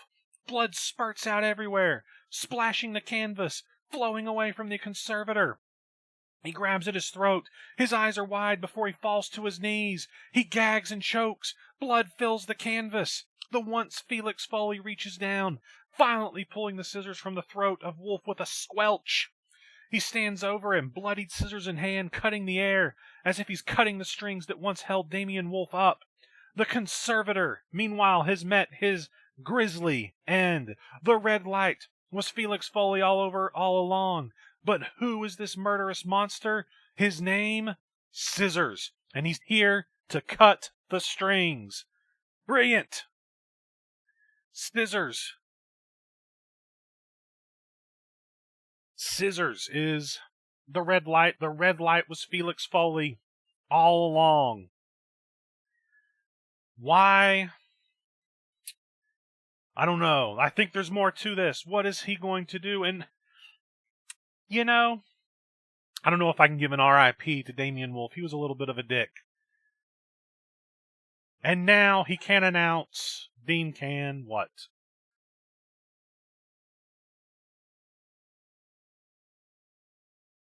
Rhino is Harold Atano. Okay.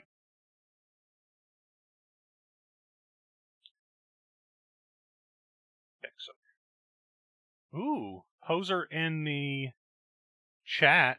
Scissors looks pretty cool.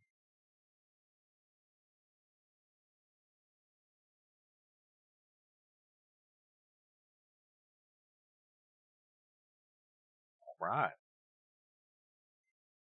Harold Atano is Brino. That's awesome. Whew, here we go. Big reveal. As I've been saying all along, sometimes the most expected result is not necessarily the bad one, because the story played out perfectly.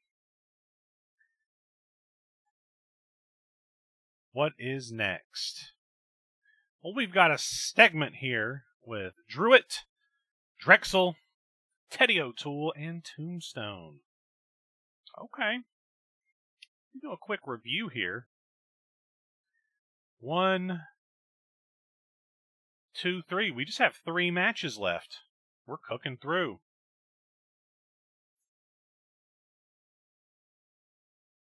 Title is for Matt, by the way.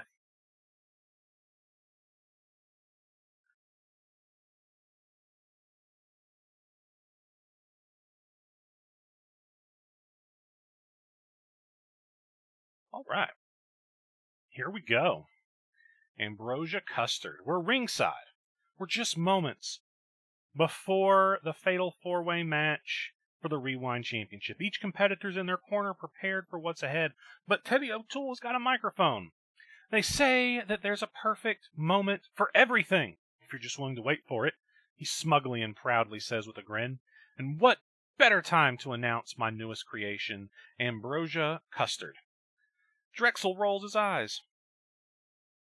Resting in the corner, Tombstone doesn't take this off Teddy and Druitt, doesn't take his hat off, or his eyes off Teddy is what I assume, and Druitt, well, he has a microphone of his own. What the hell are you talking about, O'Toole? All those months ago, you took me on a journey to find the root of ambrosia. We did it, buddy, we did it. In fact, you were the first to try... Ah, there it is. You were the first to try that wonderful root, don't you remember? Druitt shakes his head. I told you that you don't know what you are, O'Toole reminds him, pacing back and forth in the corner. But I do. You're a guinea pig. This angers the explorer, who puts his hands on his hips. You can sense the ire coming from him. The root of ambrosia is said to have special properties that I've been trying to replicate for my new custard recipe. I needed to know if those properties work, so I had you try the root. That doesn't explain why you killed me, Druitt roars back at him, or why I'm still alive. Why is my nose itching? Teddy chuckles. Of course it does, big guy. The root of ambrosia was said to be the secret of immortality. I had you try it, then shot you in the head to see if it worked. Guess what? You'll never believe it, but it did. Tombstone looks furious. You made him immortal? He asks angrily. You're planning to sell immortality? I can see why that would mess with Tombstone. Druitt can't believe it. Teddy nods enthusiastically. Oh, don't worry, Tombstone. Only the really rich can afford this product. That is why the balance has been upset, Tombstone announces, turning his attention to Druitt. You shouldn't be here, and now I know why. There's nothing the explorer can say. He's stunned. He looks to O'Toole as a giant grin on his face. Tombstone, though, he's not finished.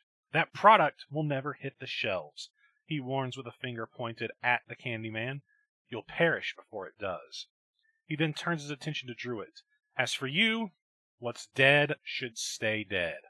We get a gulp, and the match is next. Drexel defends the Rewind Championship against Tombstone, Druitt, and Teddy O'Toole. In this fatalist of four-ways, the bell rings, and Drexel immediately rushes at Teddy and clotheslines him over the top rope, taking himself with him as well. Meanwhile, Tombstone and Druitt have a stare-down from opposite corners. Tombstone adjusts the cuff of his gloves. Druitt fixes his mask before they step towards one another. The behemoths stand face to face, as if to size each other up. Drexel throws a haymaker to Teddy, spins him around, and pushes him towards the guardrail. As Teddy leans up against it, Drexel rushes him. Back body drop into the crowd. Teddy suckered him in. Back in the ring. Right hand by Tombstone. Right hand by Druitt. The two men trade punches back and forth until Druitt gets the upper hand, backing Tombstone to the ropes. Druitt goes to whip Tombstone, but Tombstone reverses, sending Druitt into the ropes, and on the rebound catches him with a big bossman slam. You cannot run from the ferryman. Outside in the ring, Terry O'Toole, folks. Teddy has hopped on top of the guardrail at the edge of the stage above Drexel, who's being helped to his feet by the fans. Teddy leaps, the corkscrew plancha connects, the sour twist. Teddy just took out Drexel and a whole mob of fans to boot. Back in the ring, Druitt just kicked out of a pin attempt, and Tombstone is just choking Druitt as he lies supine on the mat. The ref is begging Tombstone to release his grasp as Teddy and Drexel begin brawling their way through the crowd, back up the stairs towards ringside.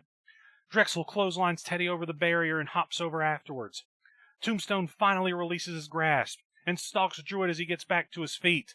The Goozle! Tombstone's eyes are wide and fierce. Tombstone lifts Druitt up high into the air. Speed dialed. Drexel takes both men down with a running somersault clothesline. Both big men are down. Drexel bounces off the ropes. He runs towards them. He stops above their heads, and he kisses the jewelry on his knuckles and drops to his knees. He's grinding his knucks into their eyes. Angel tears. But Druitt's wearing a damn mask, so it acts as a barrier. He seems unaffected. He throws his arm up at Drexel's throat. Goozle! Druitt's up to his feet. Drexel's high in the air. He's about to take Big Slim on an arduous journey, but a kick to the dick from Teddy. Druitt releases Drexel and drops to his knees. Super kick to the dome by Teddy. Druitt still on his knees. Pump kick to the dome by Drexel. That drops Druitt. They go for the cover simultaneously. 1, 2, and the ref's counting with both hands, but Tombstone drags both men off. Tombstone brings them up to their feet. Fingertip thrust punch to Drexel. Fingertip thrust jab to the face of O'Toole. And a big, delayed fingertip thrust uppercut to the jaw of Drexel. The ferryman's knock. Drexel flops to the mat. Tombstone slaps his hand around Teddy's throat. Another goozle. He lifts Teddy up high, but that brand new cherry flavor goes all over Tombstone's face. He's sporting a crimson mask of red syrup. Teddy slips down. Kick to the dick. Teddy's insured Tombstone can't spread his seed all over his graveyard with that kick, but Drexel runs up from behind him. Another kick to the dick. Man, these guys are all about the dick in this match. Oh, excuse me. Drexel teed off on Tombstone's stones, too. Down goes the blinded and possibly castrated Tombstone. Drexel and Teddy pick back up where they started the match with a flurry of strikes. Back and forth until Teddy gets the upper hand, knocking Drexel to his knees. He runs the ropes for momentum. On the rebound, he runs right into the kitchen sink. Teddy's been turned inside out. Drexel runs the ropes, rebounding towards the grounded Candyman. The hippie flip. Drexel covers after connecting with the running senton. 1, 2, is this it? Can the Candyman kick out? Drexel hollers to the crowd, signaling for the end. I guess he kicked out. He picks Teddy up onto his shoulders. Booty call, the attitude adjustment to Teddy. But before Drexel can cover, a large man picks Drexel up onto his shoulders from behind. The Traveler's Gambit. Burning hammer by Druitt. Oh. I see, thanks, man. The Traveler's Gambit, the burning hammer by Druitt. You see, you ruined your moment. You hit a burning hammer, but you had to correct me. Druitt covers Drexel. 1, 2. Is this it? Did the Gambit pay off? No, it didn't. I guess it wasn't your moment. Kick out by Drexel. Druitt slides himself on top of Teddy. He cooks a leg. 1, 2. Teddy gets a shoulder up. Druitt angrily yanks Teddy up to his feet by the neck with a goozle. But here comes Drexel, goozled by Tombstone. Simultaneously lift Teddy and Drexel up high. The arduous journey, for whom the bell tolls, a double choke slam. Both big men get to their feet. Goozle by Druitt, goozle by Tombstone. Tombstone releases his. He punches Druitt in the chest. The Soul Taker. Druitt's staggered. Tombstone grabs a goozle. He lifts Druitt up and he sends him straight. No! On your way! Choke slam into a rock fucking bottom. He makes the cover. 1. This has got to be it. 2. And 3. We have a new Rewind champion as Tombstone hits rewind on Drexel's title reign. Another amazing match, despite my best efforts to ruin it. Great stuff.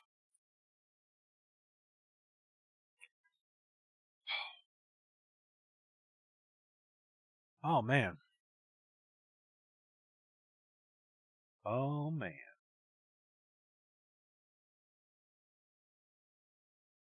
Congrats to Connor for that Rewind Championship. So that is the one title thus far that has changed hands. Double feature retained. VHS retained. Rewind changes hands. Tag's not on the line, and the world title will remain to be seen. I'm going to have to finish this off. Gotta switch to water, boys. I only had one power in the fridge. Alright, let's do it. What's next? More with these folks.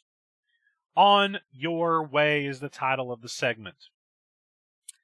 Who's going on their way? We're going to find out. The match over, Tombstone is handed the Rewind Championship and he tosses it aside. He has bigger fish to fry. Druitt slowly gets back to his feet, met back in the ring by Teddy O'Toole. I'm not sorry, and you shouldn't be angry, Teddy says, offering him a hand up off the canvas. Join me, and I'll make you rich beyond your wildest dreams, Druitt. I'll share with you the profits of my newest creation. All you need to do is say yes. Imagine having more credits and you know what to do with. Wouldn't that be a treat? A deal with the devil, Tombstone warns. Druitt looks at him, then back at O'Toole.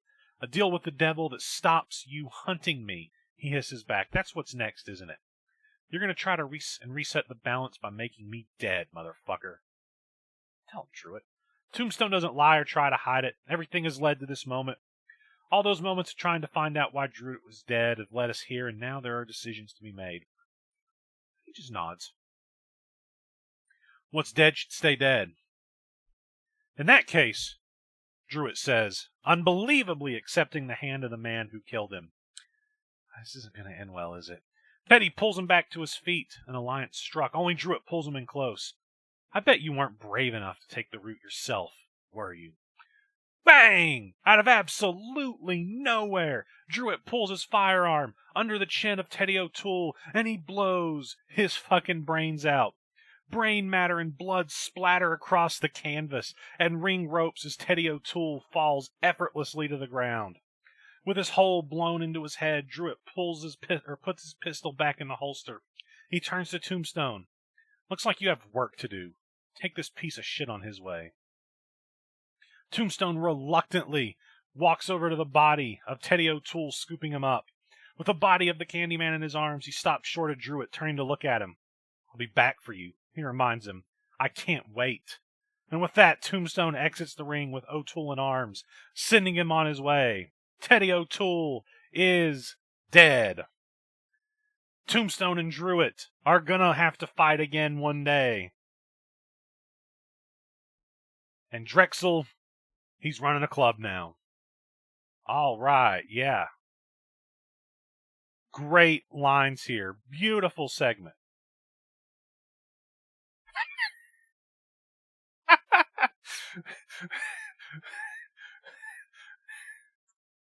Oh no. Oh no. Oh no. Okay, well. We'll continue on then.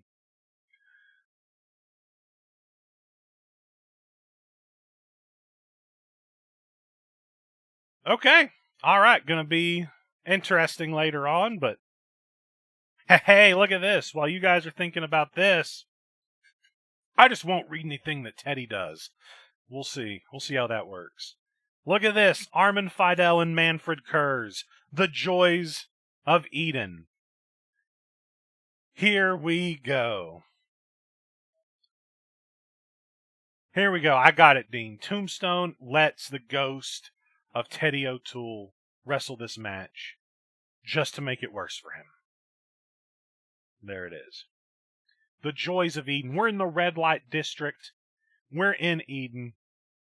We're inside the hub of Armand Fidel. And we watch as Manfred Kurz is led inside blindfolded. He's taken through to the back where the secret location he found just last week is located. They stop outside the door and Armand removes the blindfold. You wanted so desperately to know what's behind this door, haven't you? Because of your weak mind, Manfred, you've been easily led. The guards hold on to him as Armand pushes the double doors open with a plume. What he reveals inside is beyond sickening. Citizens kidnapped from the Bleak are in all variety of positions. Some are seated, some are hanging upside down from hooks, and others are led on tables. Rich, pompous, disgusting members of Arcadia's elite are performing vile, brutal, and terrifying acts upon them. Those who are still screaming are the unfortunate ones. Those with missing limbs, amputated while they were alive and awake, are bleeding out or perished. Manfred struggles against those who are holding him, but he can't escape. He's forced to look, forced to watch. The Joys of Eden, the devil himself replies with a sinister smirk. where anyone can get anything they desire, as long as they're willing to pay the price. You're a sick fuck, Kurz roars at him, and you're pathetic. Look at you, Manfred. You lose yourself in the world of heroics because you're incapable of being a man. You're a mere boy in the body of a man, but we know the truth, don't we? You can't protect these people because you can't protect yourself. Kurz looks distraught. Fuck you, I'm done, he roars. Yes, I would have pegged you for a quitter. Unfortunately, quitting isn't an option, dear boy. Pegging, on the other hand, that could be in your future. Who knows? Mrs. Akers has requested your presence in her suite. She wanted a hero, and here you are. I'll make sure my servant sends your remains back to the Bleak. His men drag Manfred Kurz away, kicking and screaming, for a fate that undoubtedly means death, but not before matters are taken for a sinister turn. Armin leaves the room, closing the double doors behind him. I told her he's not much of a hero, but the heart wants what it wants. As we cut away, Manfred Kurz, he dead. Mrs. Akers. Here we go. So Eden, he was getting the members or the citizens of the Bleak to basically just let people do whatever they wanted to with them. That's very fucking creepy. So despite the joys of this segment, let's not forget that Armin Fidel is just a real piece of shit. What is next? All right, here we go. Jasper Redgrave versus Jackson Cade. Rise up, Dawson. Brian, I hope you're still there listening in traffic. It says you are, so enjoy this.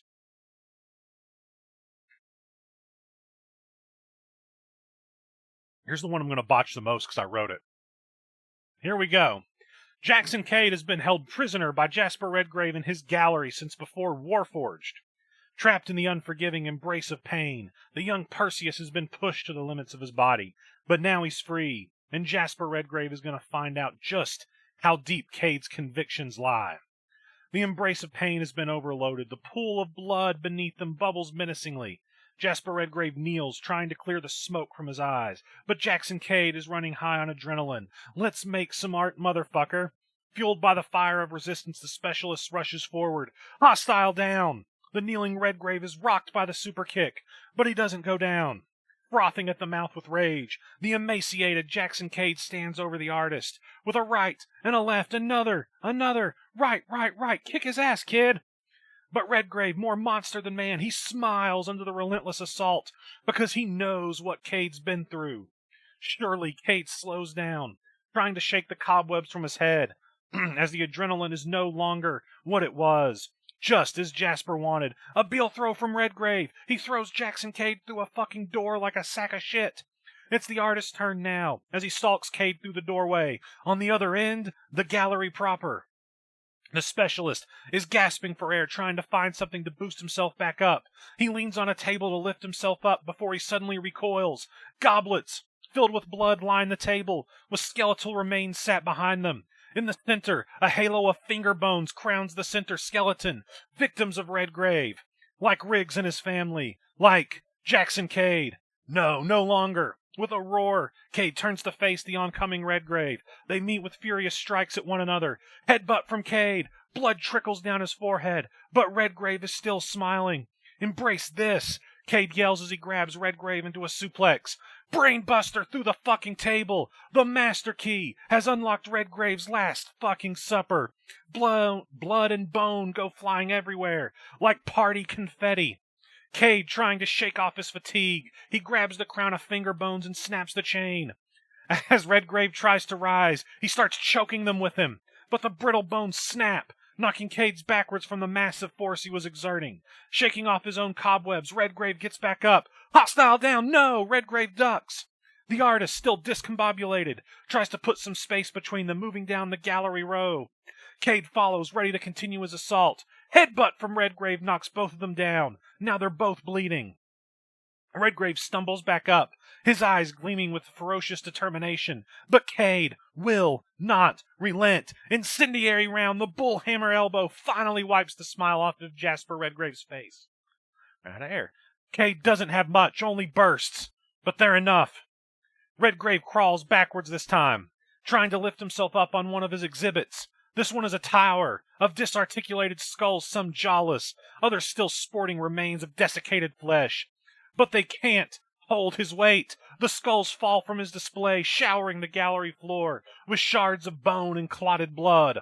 Emerging from the bone avalanche, Redgrave looks like a bear coming out of hibernation as he attempts to escape the grasp of one pissed-off Jackson Cade. Another incendiary round. No! Redgrave slips under. He's got Cade by the armpits, up into the crucifix position. There's that grin again. Taking off into a run, he launches Cade into another exhibit. A chandelier of fucking ribs, vertebrae, and femurs. Cade's body is torn to shreds as they all rip into his flesh as they come down around him. The whole gallery is falling down around these two. Redgrave, now back in control, seems ready to do his worst. But he doesn't know Jackson Cade like he thinks he does. With a roar that echoes through the bloodstained gallery, the specialist hurls a handful of fucking bone dust into the artist's face. Jasper thrashes on the floor, trying to clear his vision. Seizing the moment, Cade charges. Breach and clear. The sling blade seems to finally even the odds between these two. Redgrave tries to get up, but Cade charges in again. Spear into another exhibit. A web made of hair and viscera. It drapes over the fighting pair, but they won't stop. Punching, clawing, tearing, biting, whatever they can do to hurt the other. This is a fucking war. Amid the horrifying remnants of Redgrave's art, the fight intensifies. Neither one will yield, neither one will stop. There's only one way this ends. Covered in human remains, the pair of men beat the hell out of each other, with Cade hammering Redgrave backwards. Jasper retreats through a doorway. Wait, it's the same doorway they came out of. Goddamn Redgrave. He's got Cade back in the Embrace of Pain room. The smoke from before is faded, the Embrace's tendrils hanging limply in the air. Maybe Redgrave thought he'd gain an advantage in here. He was wrong. Dead wrong. Jackson Cade is a house of fire. He grabs one of the Embrace's tendrils and he wraps it around Redgrave's throat. He takes another and grins, blood dripping from his mouth. Whip! Another! He's beating Redgrave like a government mule. But Redgrave, goddamn Redgrave, is smiling again. His body's covered in bloody lashes, but he doesn't give a single fuck as he stands to his full height. The artist, he pushes Cade's back. A super kick rocks him. Cade hangs onto the tendril he was using and falls back towards him. Spinning back elbow. The collage of violence. Cade hits the ground, his hand touching the pool of blood, the blood of his brothers. Testament to Jasper Redgrave's plan to destroy him. Hand curls into a fist. Jasper Redgrave walks away from his foe. He grabs something sitting up against the wall. It's his scythe. The artist grabs Cade by the hair and picks him up, hoisting his sword up to his throat. You could have flown, little eagle, he taunts, but instead you're no better than your brothers. He's gonna slit his fucking throat. No, Cade's got the blade. He grabs the blade itself. His hands are being cut as he does so. Knee to the balls. Redgrave drops his sword. Cade grabs him. His eyes are crazy. You want me to fly? Then let's fucking fly. With a roar, Cade throws both he and Redgrave into the fucking pool of blood. It bubbles and stammers as they baptize themselves in the blood of Eagle Unit. The bubbling fades out. The pool of blood is still for a moment. No indication of life. But wait! Someone dives out of the blood. They're grabbing the edge of the pool. Who is it? Did Jasper Redgrave get another eagle for his gallery? Or did Jackson Cade finish off the man who tortured him? The blood-covered individual tries to wipe it from their face, and that is when we see it's Jasper Redgrave. Jackson Cade gave it all he had, but it wasn't enough. The artist has survived this war, even if his gallery is in pretty poor shape. And we're going to keep it going. We're going to keep it going in a segment entitled Leave the Nest. What a fucking war. What a fucking war. Covered in blood, the winner of that brutal fight is trying to climb out of the pool. But wait, another head emerges. This war isn't over. Both blood-covered men sighing. They seem ready to go when light floods the room. Everything goes nuts. There's sirens wailing, boots clattering, someone's barking orders. Throughout the doorway, they stormed a fearsome phantom in the night. It's Eagle fucking Unit. Redgrave's expression falls as he sees them, like the Reaper has now come to his doorstep. Their firearms gleam in the ghastly light as they surround the pool of blood, each of them eyeing Cade and Redgrave. God damn it, Cade, look at this fucking mess. The captain of Eagle Unit sneers, the gory sight reflecting in his hardened eyes. Officers lift the two men out of the blood. For Cade, they lift him up and start cleaning him off, while medics enter the room. Yeah, Matt, I did. Of course. For Redgrave, they don't do shit. They just leave their weapons pointed at him. Perseus tries to straighten up for his commanding officer, but he can barely move. The adrenaline has faded from his system. But the captain does not give one single fuck. You went rogue. He begins jabbing his finger into Cade's scarred chest. Disobeyed a direct fucking order. You're lucky we remembered you're one of us, because it looks like you forgot. Reaching into his pocket, the captain pulls out Cade's badge, tarnished and abandoned on the floor of the slums, before Cade decided to go after Redgrave on his own. Found it in the slums. The captain's voice spits with disgust. Cade sighs, reaching out for it, but the captain pulls it away. I don't think so, Jack. You've lost the privilege to wear the eagle. You don't have what it takes. The tired Cade tries to protest, but the captain cuts him off, pointing at a smiling Redgrave who's enjoying the conversation. If you did, this motherfucker wouldn't be here. The captain draws his sidearm. You're not an Eagle Unit anymore, Jack. You can go back to the rank and file. Walk a beat, maybe. I don't give a damn. The captain turns his stone-cold gaze on Redgrave. I'll handle this. Do what you shoulda did a long time ago. The medics begin to pull Cade away, one of them injecting him with some type of painkiller. But Jasper Redgrave has one final jab to make. Fly, little eagle, he mocks. Time to leave the nest. Cade can't even respond. As they walk him out of the gallery, his senses start to go hazy. All he can see is the captain standing over Redgrave, steel in his hand. Bang! Adrenaline floods quickly as he hears the gunshot. Cade's voice, feeble and raw, attempts to protest, but his strength's fast abandoning him. The captain just killed Jasper Redgrave. Jackson Cade is no longer an Eagle Unit, and he can't do a goddamn thing about either. His eyes dim as the world darkens. The last thing he hears is the cruel laughter of fate as we cut away. There you go. Jackson Cade has been booted from Eagle Unit, and the captain of Eagle Unit, who at some point I should bother to give a name, has killed Jasper Redgrave. Shot his ass.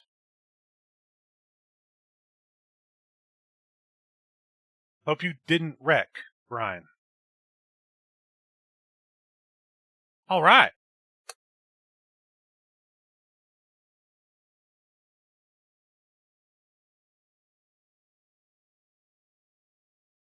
Hit pause. I'm pausing. There's more death here than the actual Ring of Death. Cool deal. We'll pause and let him do this edit.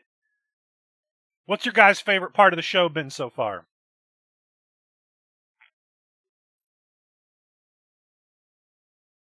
Matt's calling shenanigans.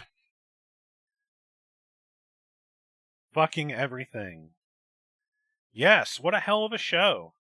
Feel like there's been massive... Let's see, Manfred Kurz has been handed off to one of Armand Fidel's Eden patrons. Narcissa Balenciaga is the person that set the fucking bomb. Gemini is the goddess of the underworld. Kaiju Shiba is dead.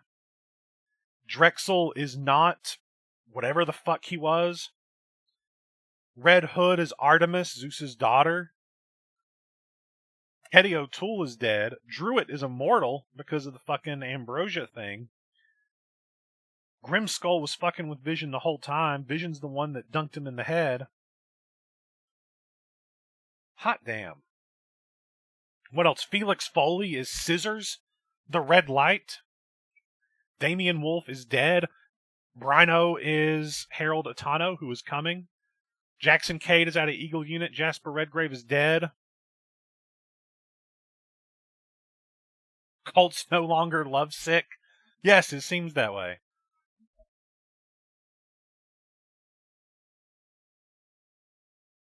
Hot damn, we spiked up. We got a few extra viewers that we didn't have a minute ago. Hell yeah.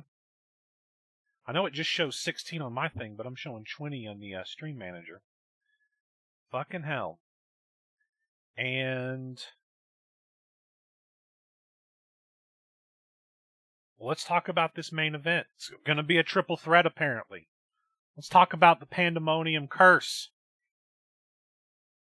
The Pandemonium Curse has been that the winner of the Lambs of the Slaughter match has not been able to win the championship ever.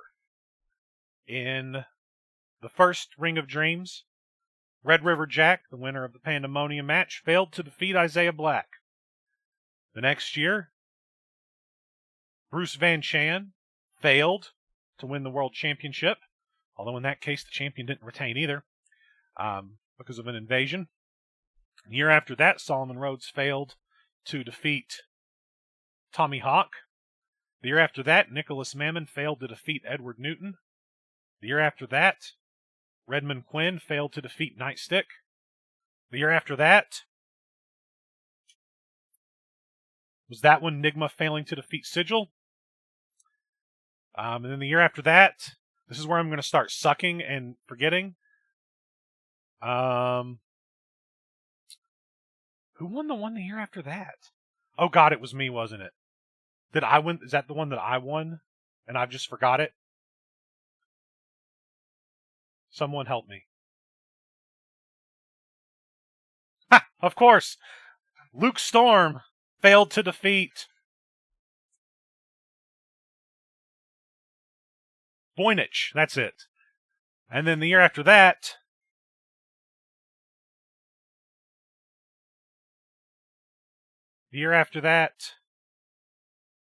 Zach, just tell everybody what happened the year after that.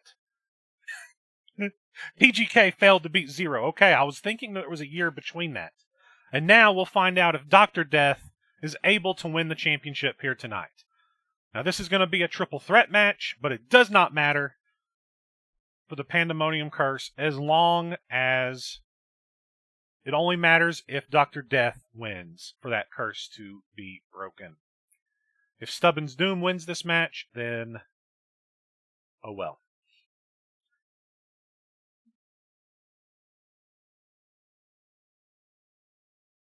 Oh, it's all right. We'll make do. This is it here. Possibly the biggest damn match in Arcadia history. And the biggest main event in Ring of Dreams history is not one, but two people challenged for the OSW World Championship here tonight. Will Stubbins be the first Olympian to be a two-time OSW World Champion? Or can Dr. Death avenge his brutal betrayal at the hands of his friend and gain his first World Championship? Or will El Mariachi Muerte, with his 33 1/3 chance, continue the cursed streak and retain the OSW World Championship? We've come to this. The three competitors. The winner of Lambs in Dr. Death. The near unstoppable former champion in Stubbins Doom. And the current and reigning OSW World Champion, El Mariachi Muerte. The air in Olympus is palpable. Zach says I can skip the entrances, so I'm going to. Here we go. You say I can skip the entrance, but the action starts before one of the entrances is done. So as El Mariachi Muerte is coming down to the ring, the corkscrew plancha, it wipes out the champion before he can even get to the ring.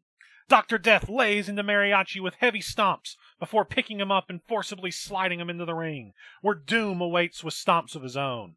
Death slides in and joins in on the stomping of the world champion as the ref calls for the bell. Ding, ding, ding. This is going on. The action begins regardless, as Death and Doom work together against the world champ. Death pulls Mariachi, both him and Doom, wrapping an arm around Mariachi before trying for a suplex, but the world champ lands on his feet, springboarding off the ropes behind an unsuspecting Doom. The last Carnival! A brutal springboard lung blower nearly breaks Doom's back in half there. Death notices, swinging wildly with a right that Mariachi ducks underneath, stunning Death with a hard headbutt before whipping him into the ropes. Death ducks underneath the clothesline attempt, though, grabbing Muerte's head as he springboards off the ropes, and giving Mariachi another hard knock with a tornado. DDT. Mariachi gets spiked into the mat as Dr. Death picks up the still groggy Doom. Both of them resume stomping down hard on Mariachi before Death picks him up and locks in a full Nelson. The world champ is groggy still as Doom's fist, begins to glow white hot, electricity sparking off of it as the pair looks to take Mariachi completely out of the picture. When smoke fills the ring, Death has vanished. What? Having let go of El Mariachi, the electricity fades from Doom's hand as both begin to cough hard. Doom sparks up a few drones to disperse the smoke. As we can just make out a figure standing up high on the tallest speakers before they dive off. Double lethal fucking injection. Death re-enters the match in highlight reel fashion, taking down both Mariachi and Doom with a double leaping cutter from at least 10, 15, 20 feet in the air. The smoke disperses as Death rolls to his feet, wincing slightly in pain before he turns to the slowly rising El Mariachi, and Death begins trembling. Not from fear, but purest rage is even through the mask. We can see his eyes narrowing in anger at the man who betrayed him. Death didn't save El Mariachi from Doom, he wanted him all to himself. Mariachi rises slowly to his feet, right into a flurry of lefts and rights. Death unleashing everything out on his former partner before whipping him to the ropes.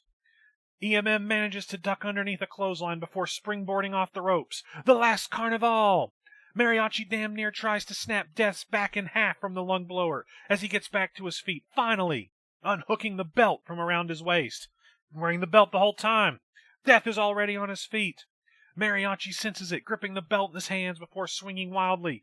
Death ducks underneath the belt shot, pump kicking the belt right in the world champion's face. He staggers back. John Woo! Death running drop kicks Mariachi right into the turnbuckles. Muerte managing to just stay on his feet. But not for long as Death unleashes a torrent of forearms, elbows, and headbutts, pounding Mariachi into the canvas before he grips the ropes with both hands. And he begins delivering chest compressions. Death stomps a mud hole into his former partner with fever, driving him damn near through the canvas before backing up. He slowly waits for Mariachi to get to his feet before hoisting him high in the air, spiking him down with some spinal contusion. Brutal brain buster could well have knocked out Mariachi, but he doesn't get a chance to cover before he's whipped around from behind into a headlock from Doom. Force-fed a right hook. It's Death's time to be spiked into the mat with a headlock driver. The Luchador staggers up to his feet into a flurry of strikes that he manages to get the better of. He ducks underneath a wild hook before staggering Doom back with a spinning heel kick to the jaw. Death can't follow through before he's clocked by a rushing Mariachi, who shows off a leaping Pele kick. Doom, though, is back up. Little hover, no bother, with a stiff drop kick to the side of the head of EMM. Muerte stumbles into the corner as Death and Doom nod to one another, both back to their feet. Death runs at him, clipping Muerte around the back of the head with a running enziguri. EMM staggers out of the corner, forced to kneel before Doom with a brutal running knee trembler to the jaw. Doom doesn't cover, instead backing up as his right hand begins to twist and whir. Stubbins is ready to deliver the knockout blow as Death tries to pull Muerte up to his feet. Just as Doom unleashes the fist, it flies forward. Death goes low. He trips Muerte forward, launching him head first into Watch My Right Hand. Muerte may well be knocked out cold there, as Doom accidentally knocked out his former partner in crime. Stubbins just shrugs, pulling back the hand as he tries to get Death on the rebound. But Death kicks the hand away before leaping over the distracted Doom. Code Blue! Code Blue! Sunset powerbomb out of nowhere! Plants the former world champ. Death gets up, rushes forward furiously, but he's stopped mid-stripe by a single pluck of the strings. The mysterious magic that's weaved into the guitar, working its way into Death as he's frozen in place. The Luchador is struggling, the magic barely holding him, but it's enough to allow Mariachi to whisper a single word into the strings. Devoción. A single chord echoes throughout the arena as a purple note floats through the air and hits a now free Death right between the eyes. The Luchador stops once more, dazed and confused, before staring at El Mariachi for a moment in confusion, before standing by his side in an almost trance-like state. Thank you. El Mariachi smiles, whispering something in Death's ear as the Luchador nods. Before rushing at a rising Doom, he drills him with a brutal John Woo to the side of the head. El Mariachi nods to the apron as Death leaps over the ropes. Before sinking Death plays the guitar gently down in the corner, the magic still pulsing through it as the odd melody continues to play. Both Death and El Mariachi size up the two rising opponents. Before rushing forward, standing cutter to Doom, springboard cutter to Doom, malicious symphony, it's double cutters on Doom. Oh, Death is working in perfect sync, thanks to the entrancing music of singing Death. Both men lifting Doom up as they pepper him with hard rights and lefts, before Mariachi grips him around the waist and throws him overhead. Right into a leaping brainbuster, lethal fucking lullaby. Doom gets spiked into the mat, rolling to the outside. Oh, Death aren't done yet. Death grabs Doom from the outside back into the ring. He pulls him to his feet before rushing to the apron once more. Mariachi lifts Doom into a package piledriver position. As Death leaps up to the top rope, once more, springboard forward, flat line concerto. The assisted package piledriver has to be it there, but as Mariachi drops down for the cover, he stops himself, clearly having another idea, as he motions Death to kneel next to him before whispering into his ear. Death lies down, allowing Mariachi to cover him, which the world champion gladly does. 1. No, not like this. 2. Is Death gonna let him make the cover? Has the curse continued here tonight? 3. Doom makes the save. Doom makes the save, but it took everything out of Doom. He rolls back into the ring, leaving Death alone once more. Mariachi struggles to his feet, holding his back in pain as Death follows behind him. Mariachi motions him forward, trying to get him to finish off Doom, but Death does not move. And the music suddenly stops playing. Mariachi turns to his guitar. The single enthralling string has been cut by a drone flying off into the distance. Doom has ended the spell over Death as the Luchador looks up at the fearful Mariachi. Death is fucking pissed. Spear! He nearly cuts through Mariachi, mounting the fallen champion as he pounds down with his lefts and rights, but he barely gets the chance to unleash his fury before drones cover the ring and begin blasting at the pair, causing a cloud of dust and smoke to form around them. Both men stumble to their feet, swatting away at the smoke as Death is met with a thunderous headbutt from Doom. Mariachi sidesteps one sent his way before gripping Doom around the waist, trying to belly suplex him, but he can't lift Doom up. The doctor just smirks, tapping his wrist before delivering a skull-rattling headbutt, and gripping Mariachi around the throat before showing him how much of a bitch gravitational force can be with a brutal chokeslam. Death rolls to his feet, rushing forward right into the waiting arms of Doom, who nearly plants him through the mat with a mammoth power slam. Doom barely gets back to his feet before EMM is behind him, hammering down with heavy lefts and rights that Death acknowledges through his increased mass.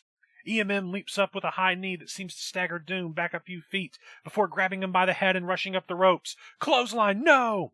Doom grips Muerte in midair, flipping him upside onto his back and sitting down. Doom is eternal, the Omega Driver. All 3 competitors are down and out as Stubbins Doom looks at the carnage. He taps his wrist for a moment, turning off the gravity enhancer before cracking down both wrists as electricity is sparking in his hands, all over his body too. Because Doom knows he can't just beat these fools to regain his world title. He needs total and absolute annihilation. Doom sizes up the first rising person, this being El Mariachi Muerte. He rushes in, decimating the jar. Electricity-enhanced running punt to the jaw of Muerte. Death is slowly rising. Doom turns as he rushes him, but the former tag champ is ready. Drop, toe, motherfucking hold. Doom is stunned for a minute. The electricity singeing the ropes from pure impact as Death turns to the crowd, nodding. Nurse Frightingale appears out of nowhere, tossing the cane into the ring as Death catches it in midair before he swings it down hard onto the hands of Doom. The cane shatters from the sheer force as Doom yells out in pain, his actual bones being protected by his wonderful toys, but the electricity soon fades, having been forcibly turned off by the force of the cane. Doom staggers to his feet, into the waiting arms of El Mariachi Muerte, overhead, belly to belly, into the leaping cutter. Final lullaby. Doom goes down hard as both Death and Mariachi get to their feet. Former tag partners and friends broken apart by a prophetic song. One lambs to the slaughter. One defeated the seemingly unstoppable Stubbins Doom to become OSW World Champion. And only one will leave here with the belt. As they stare down each other for a moment, they rush forward in a rage. Left from Death, right from Mariachi. Both men unleash everything else they have on the other. Death ducks underneath a wild right from Mariachi before rushing to the ropes. The defibrillator, no, pump kick! Mariachi counters the heart punch as he kicks his former friend right out of the air. Sinking Death does not waste a lick of time. Quickly heading up to the top rope, he sizes Death up for a moment, placing that rose between his teeth before he tosses it down as he jumps off. The Komatoja, the tornado kick. It's Death's turn to kick his former friend right out of mid-move.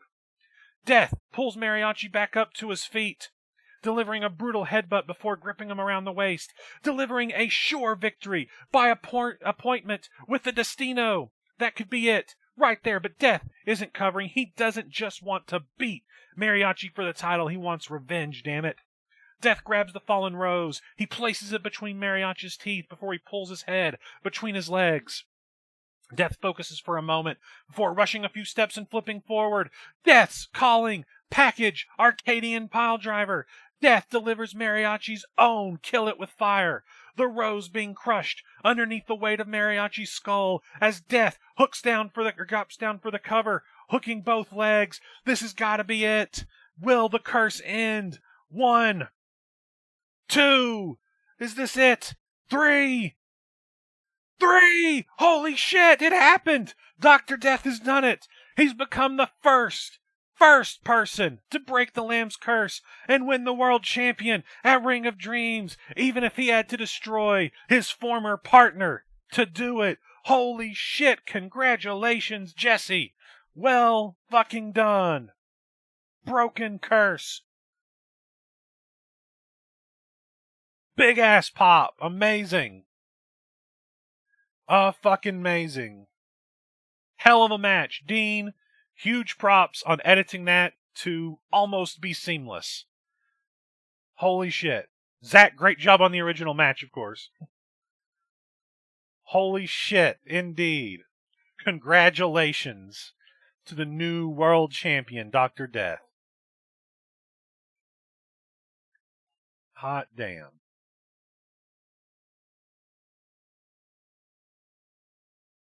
Yes, so happy for you, man. That's amazing. Curse broken. Curse fucking broken.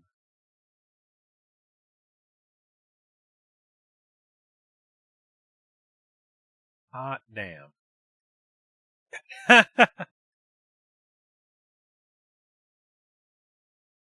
Hot damn. Yes. Yes, absolutely. The curse breaker needs to be a fucking move. Wow. Wow, what a fucking moment.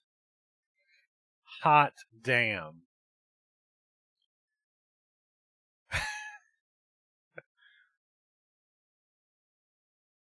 Beautiful.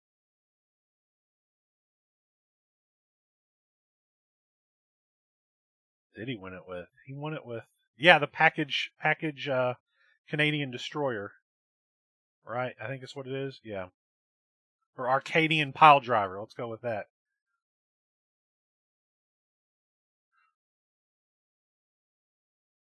Canada is the level that all the nice people go to. It's the Great White North. Yes, take the Arcadian Piledriver, make it the Curse Breaker, book it. It can come out in big matches. AA. Oh, don't even say that word, Hayden. Apologetic. Ugh. Fucking, this show's not even over. Just gonna let this moment set in here. It is historic. His-fucking-toric, man. Beautiful. Let the moment sit in. Enjoy it. Beautiful. Pissed it wasn't me. But happy it's you, Jesse. Happy it's you.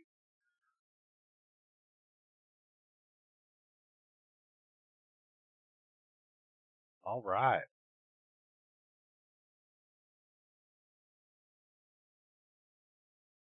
Well, there's still a little bit of this show to go.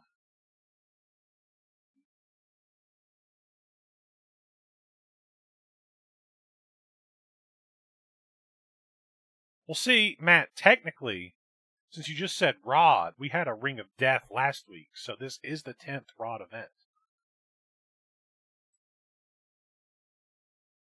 That is technically correct, and as we all know, that is the best type of correct. All right, let's finish this show out. Let's see what's going on. What is left to do? Well, we gotta continue up here with El Mariachi Muerte and Dr. Death. The day the mariachi fell. Okay. Dr. Death has fucking done it. Nurse Frightingale rushes into the ring to celebrate with him. The fans roar for him. They're so happy. Through everything he's been through with his best friend turning on him, he's done the unthinkable. He won Lambs to the Slaughter. Then beat El Mariachi Muerte in revenge to become OSW World Champion. A feat never once accomplished before. He gets back to his feet. He's given the OSW World Championship. Muerte slowly pulls himself back up to his knees, looking mightily ashamed of himself. "I'm sorry, amigo," he says solemnly. "I'm so very sorry." Dr. Death walks over, helping El Mariachi Muerte back to his feet. "I shouldn't have betrayed you. I should have told you what I found and trusted that you wouldn't fulfill the destiny of the song." Muerte says with regret, "Okay." Low blow! Low blow! Low blow! Nurse Frightingale just low blowed the apologizing Muerte! What the fuck? EMM drops to his knees, holding his groin. He's gasping for air. World Championship to the fucking face. Death runs across him with the belt. The crowd boo. The fans can't believe it. Muerte was apologizing. He was making amends. What the fuck is this about? Dr. Death stands over him, world title on his shoulder, Frightingale, chuckling hysterically. "All this time you thought you were in control?" He sneers at his former friend. "But I was the one poisoning you." The crowd roar with boos. "We made those song sheets, Muerte. We did. We forced your retired mariachi to validate them, and then murdered him for the privilege. Don't worry, though, old friend. He died slow and painfully." Death looks around at the near rioting crowd and chuckles evilly. "It didn't take much to make you turn on me. In fact, it didn't take much to lead you here like a little lamb. You did what I needed you to do, and took the title from Doom. Then I made you think you were the bad guy by forcing your hand and turning on me. All so that I could get inside your head. All so that I could lead you here and take this OSW World Championship from you. Oh, shit," he raises the title in the air proudly. "Come after me. I know you will. And when we do, we'll turn that song sheet from fantasy into reality," Frightingale says, chuckling as she does so. Dr. Death slowly backs away, the crowd booing him as he does. Well, I'm glad that we gave you all the props before this segment. Dr. Death, what a bastard. He and Nurse Frightingale made it happen. Got to love it. Got to love it. That is beautiful. Take it back, screw you, Jesse. Oh, man. All right. Hot damn. All right, well, we got more? Oh, we sure do. What is this? Jackson Cade and Jasper Redgrave. He's dead to you now. Okay. We got more. We're at the Arcadia Police Department. Jackson Cade is mightily beat up. He's sitting in the sheriff's office, a blanket wrapped around him. He's bloodied, battered, and beaten, but awaits Sheriff Gordon. The sheriff walks in with a folder and takes a seat on his side of the desk, looking at Cade with empathy. I'm afraid it isn't good news, he says, looking at the paperwork. Your handling of this Jasper Redgrave case has been unprofessional and personal from the start. He flicks through the documents. You're out of Eagle Unit, he announces abruptly. Cade's face drops as if he didn't think it happened. You can work your way back in, but for now, you're being dropped down to beat cop. But sir, he interrupts. Mick Gordon isn't interested. You fucked up, Cade. You'll be getting a new partner, and that's the end of it. Silence. Gordon closes the folder and sighs a deep, meaningful, breathy sigh. And that's not it, he admits. Flashback. Clash 301. About that, Cade interrupts. Did you find anything? Gordon shakes his head. Not yet, but these things take time. If you keep opening your yapper, I wouldn't be surprised if we lose you too. Mick says, shrugging his shoulders and walking away. In the present. I found him, Gordon says. He's in death row. Okay, I think I know where this is going. Okay. Jackson immediately stands up, dropping his blanket. You found Joey? He demands to know. I've got to go and get him. Gordon stands up to meet him. He doesn't go by that name, kid, he says, shaking his head. He goes by C.J. Thorpe, and he's a prisoner. There's no breaking him out. C.J. Thorpe and Jackson Cade were buddies? I don't know. Somebody that they know each other. Cade looks distraught. Joseph Thorpe. Oh, it's his fucking brother. Cade. Joseph Thorpe Cade, he says. No wonder I couldn't find him. Is he okay? Death row with the voiceover. He's doing fine. Prison guards follow Max Meadows onto the block, a prisoner in their possession. He's cable-tied, a bag on his head. We've a man down there who had some issues with him, but that's all under control now. They take the prisoner into the cell of C.J. Thorpe, opening the doors and tossing him inside. Try not to worry, Jackson. Your career here is in jeopardy, and you have to start making the right decisions. Your brother's on death row, and there's nothing you can do about it. He's about as safe as he can be, but he's dead to you now. He has to be. The prisoner takes the bag off of his head, revealing a bandaged shoulder as he does. It's Jasper Redgrave. Jasper Redgrave is on death row. What happened to you? Thorpe asks. Redgrave smirks, and we cut away. Jasper Redgrave is on death row. He is in the cell of C.J. Thorpe, Joseph Thorpe Cade, the brother of Jackson Cade. That's gonna be hot. That's gonna be hot. Oh, shit, that's great.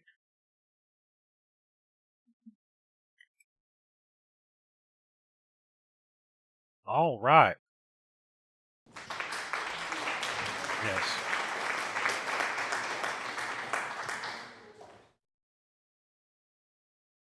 I don't think that's the closer. Judging by the sidebar, let's find out. It is not the closer. All right. This may be the closer. I don't know. Let's see. But I see that gray hair and eye patch. It's our boy Zeus. Big Z. Honey, I'm home. Oh boy. Oh boy. Honey, I'm home. We're in the House of Sovereigns. Zeus paces the red carpet of his throne room, debating what to do next with his daughter Artemis. Suddenly, the sound of shouting can be heard echoing down the halls. He rushes towards the noise, stopping abruptly when he sees masked attackers assaulting his guards with various weapons. Oh shit, is the uprising here? Metal pipes, bars, and bats slam against Ares' war machine, taking them down in the halls of Zeus's home. Just then, from the back, a voice thunders. Honey, I'm home, she says. Oh no, it's Narcissa Balenciaga, accompanied by an unmasked Hephaestus. She walks towards Zeus with a plume. The builder immediately darts off in a different direction, leaving her to approach him back by many others and without fear. How did you get in here, Hera? Fucking called it. Zeus demands to know. Hera's the ex-wife. These, she replies, holding up the blueprints. Hephaestus turned on you and joined the uprising. The uprising? For the love of Kronos, you can't hold me responsible for what you did, he warns. You chose to turn your back on our marriage. You chose to try and bring me down. You had everything with me. No one knew we were married, and everyone loved your clothes. I kept you in luxury, and all I asked for was love, loyalty, and devotion. When you turned on me, I had to act. I had to send you away. She shakes her head. You're always the victim, aren't you? Even your own daughter wants to see you brought to justice, darling. Narcissa replies, nodding to her crew, who immediately grab him, restraining the Baron. I gave you your freedom, didn't I? I let you wrestle in old-school wrestling in hopes it'd sate your rage.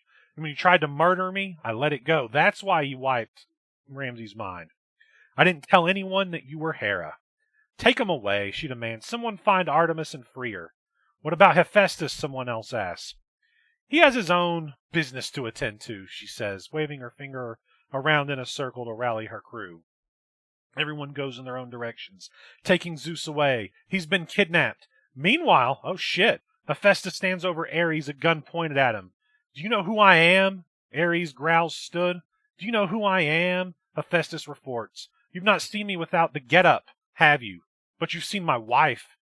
Ares immediately knows. Oh, it's Ares. Ares is the one. Listen, he begins to calmly say, not begging, not pleading, but reasoning.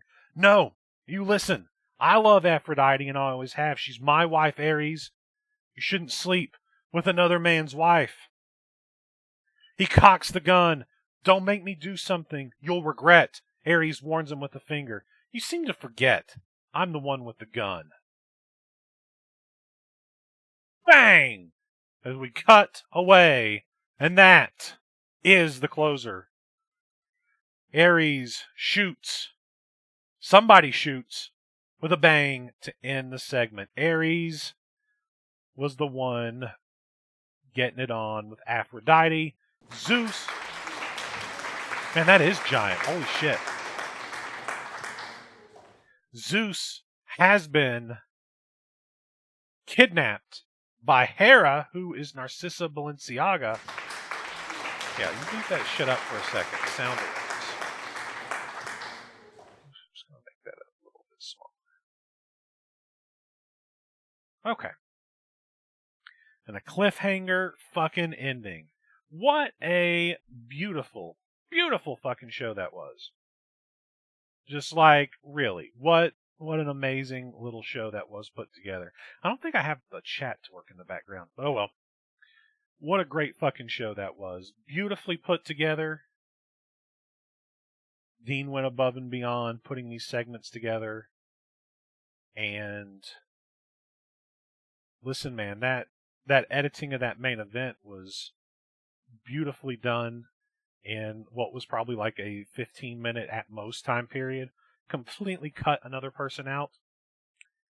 Not going to see anything like that anywhere else. Beautiful show.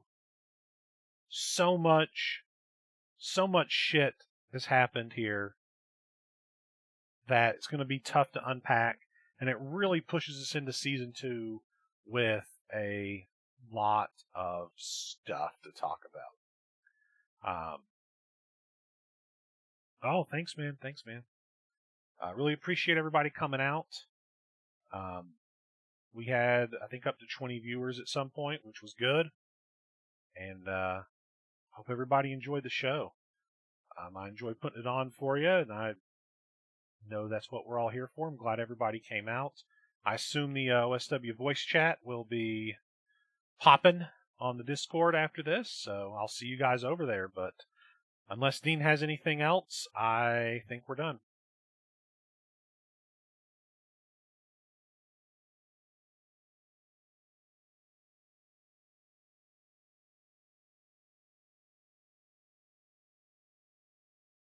Yes, team names, MWAs for Double Tap.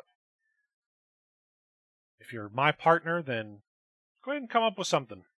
2 specials and a finish. All right. Talk to you guys in the voice chat. Have a good one. We'll be back for, I think Dean will stream Double Tap, and then who knows after that. I don't know off the top of my head. Have a good one, everybody.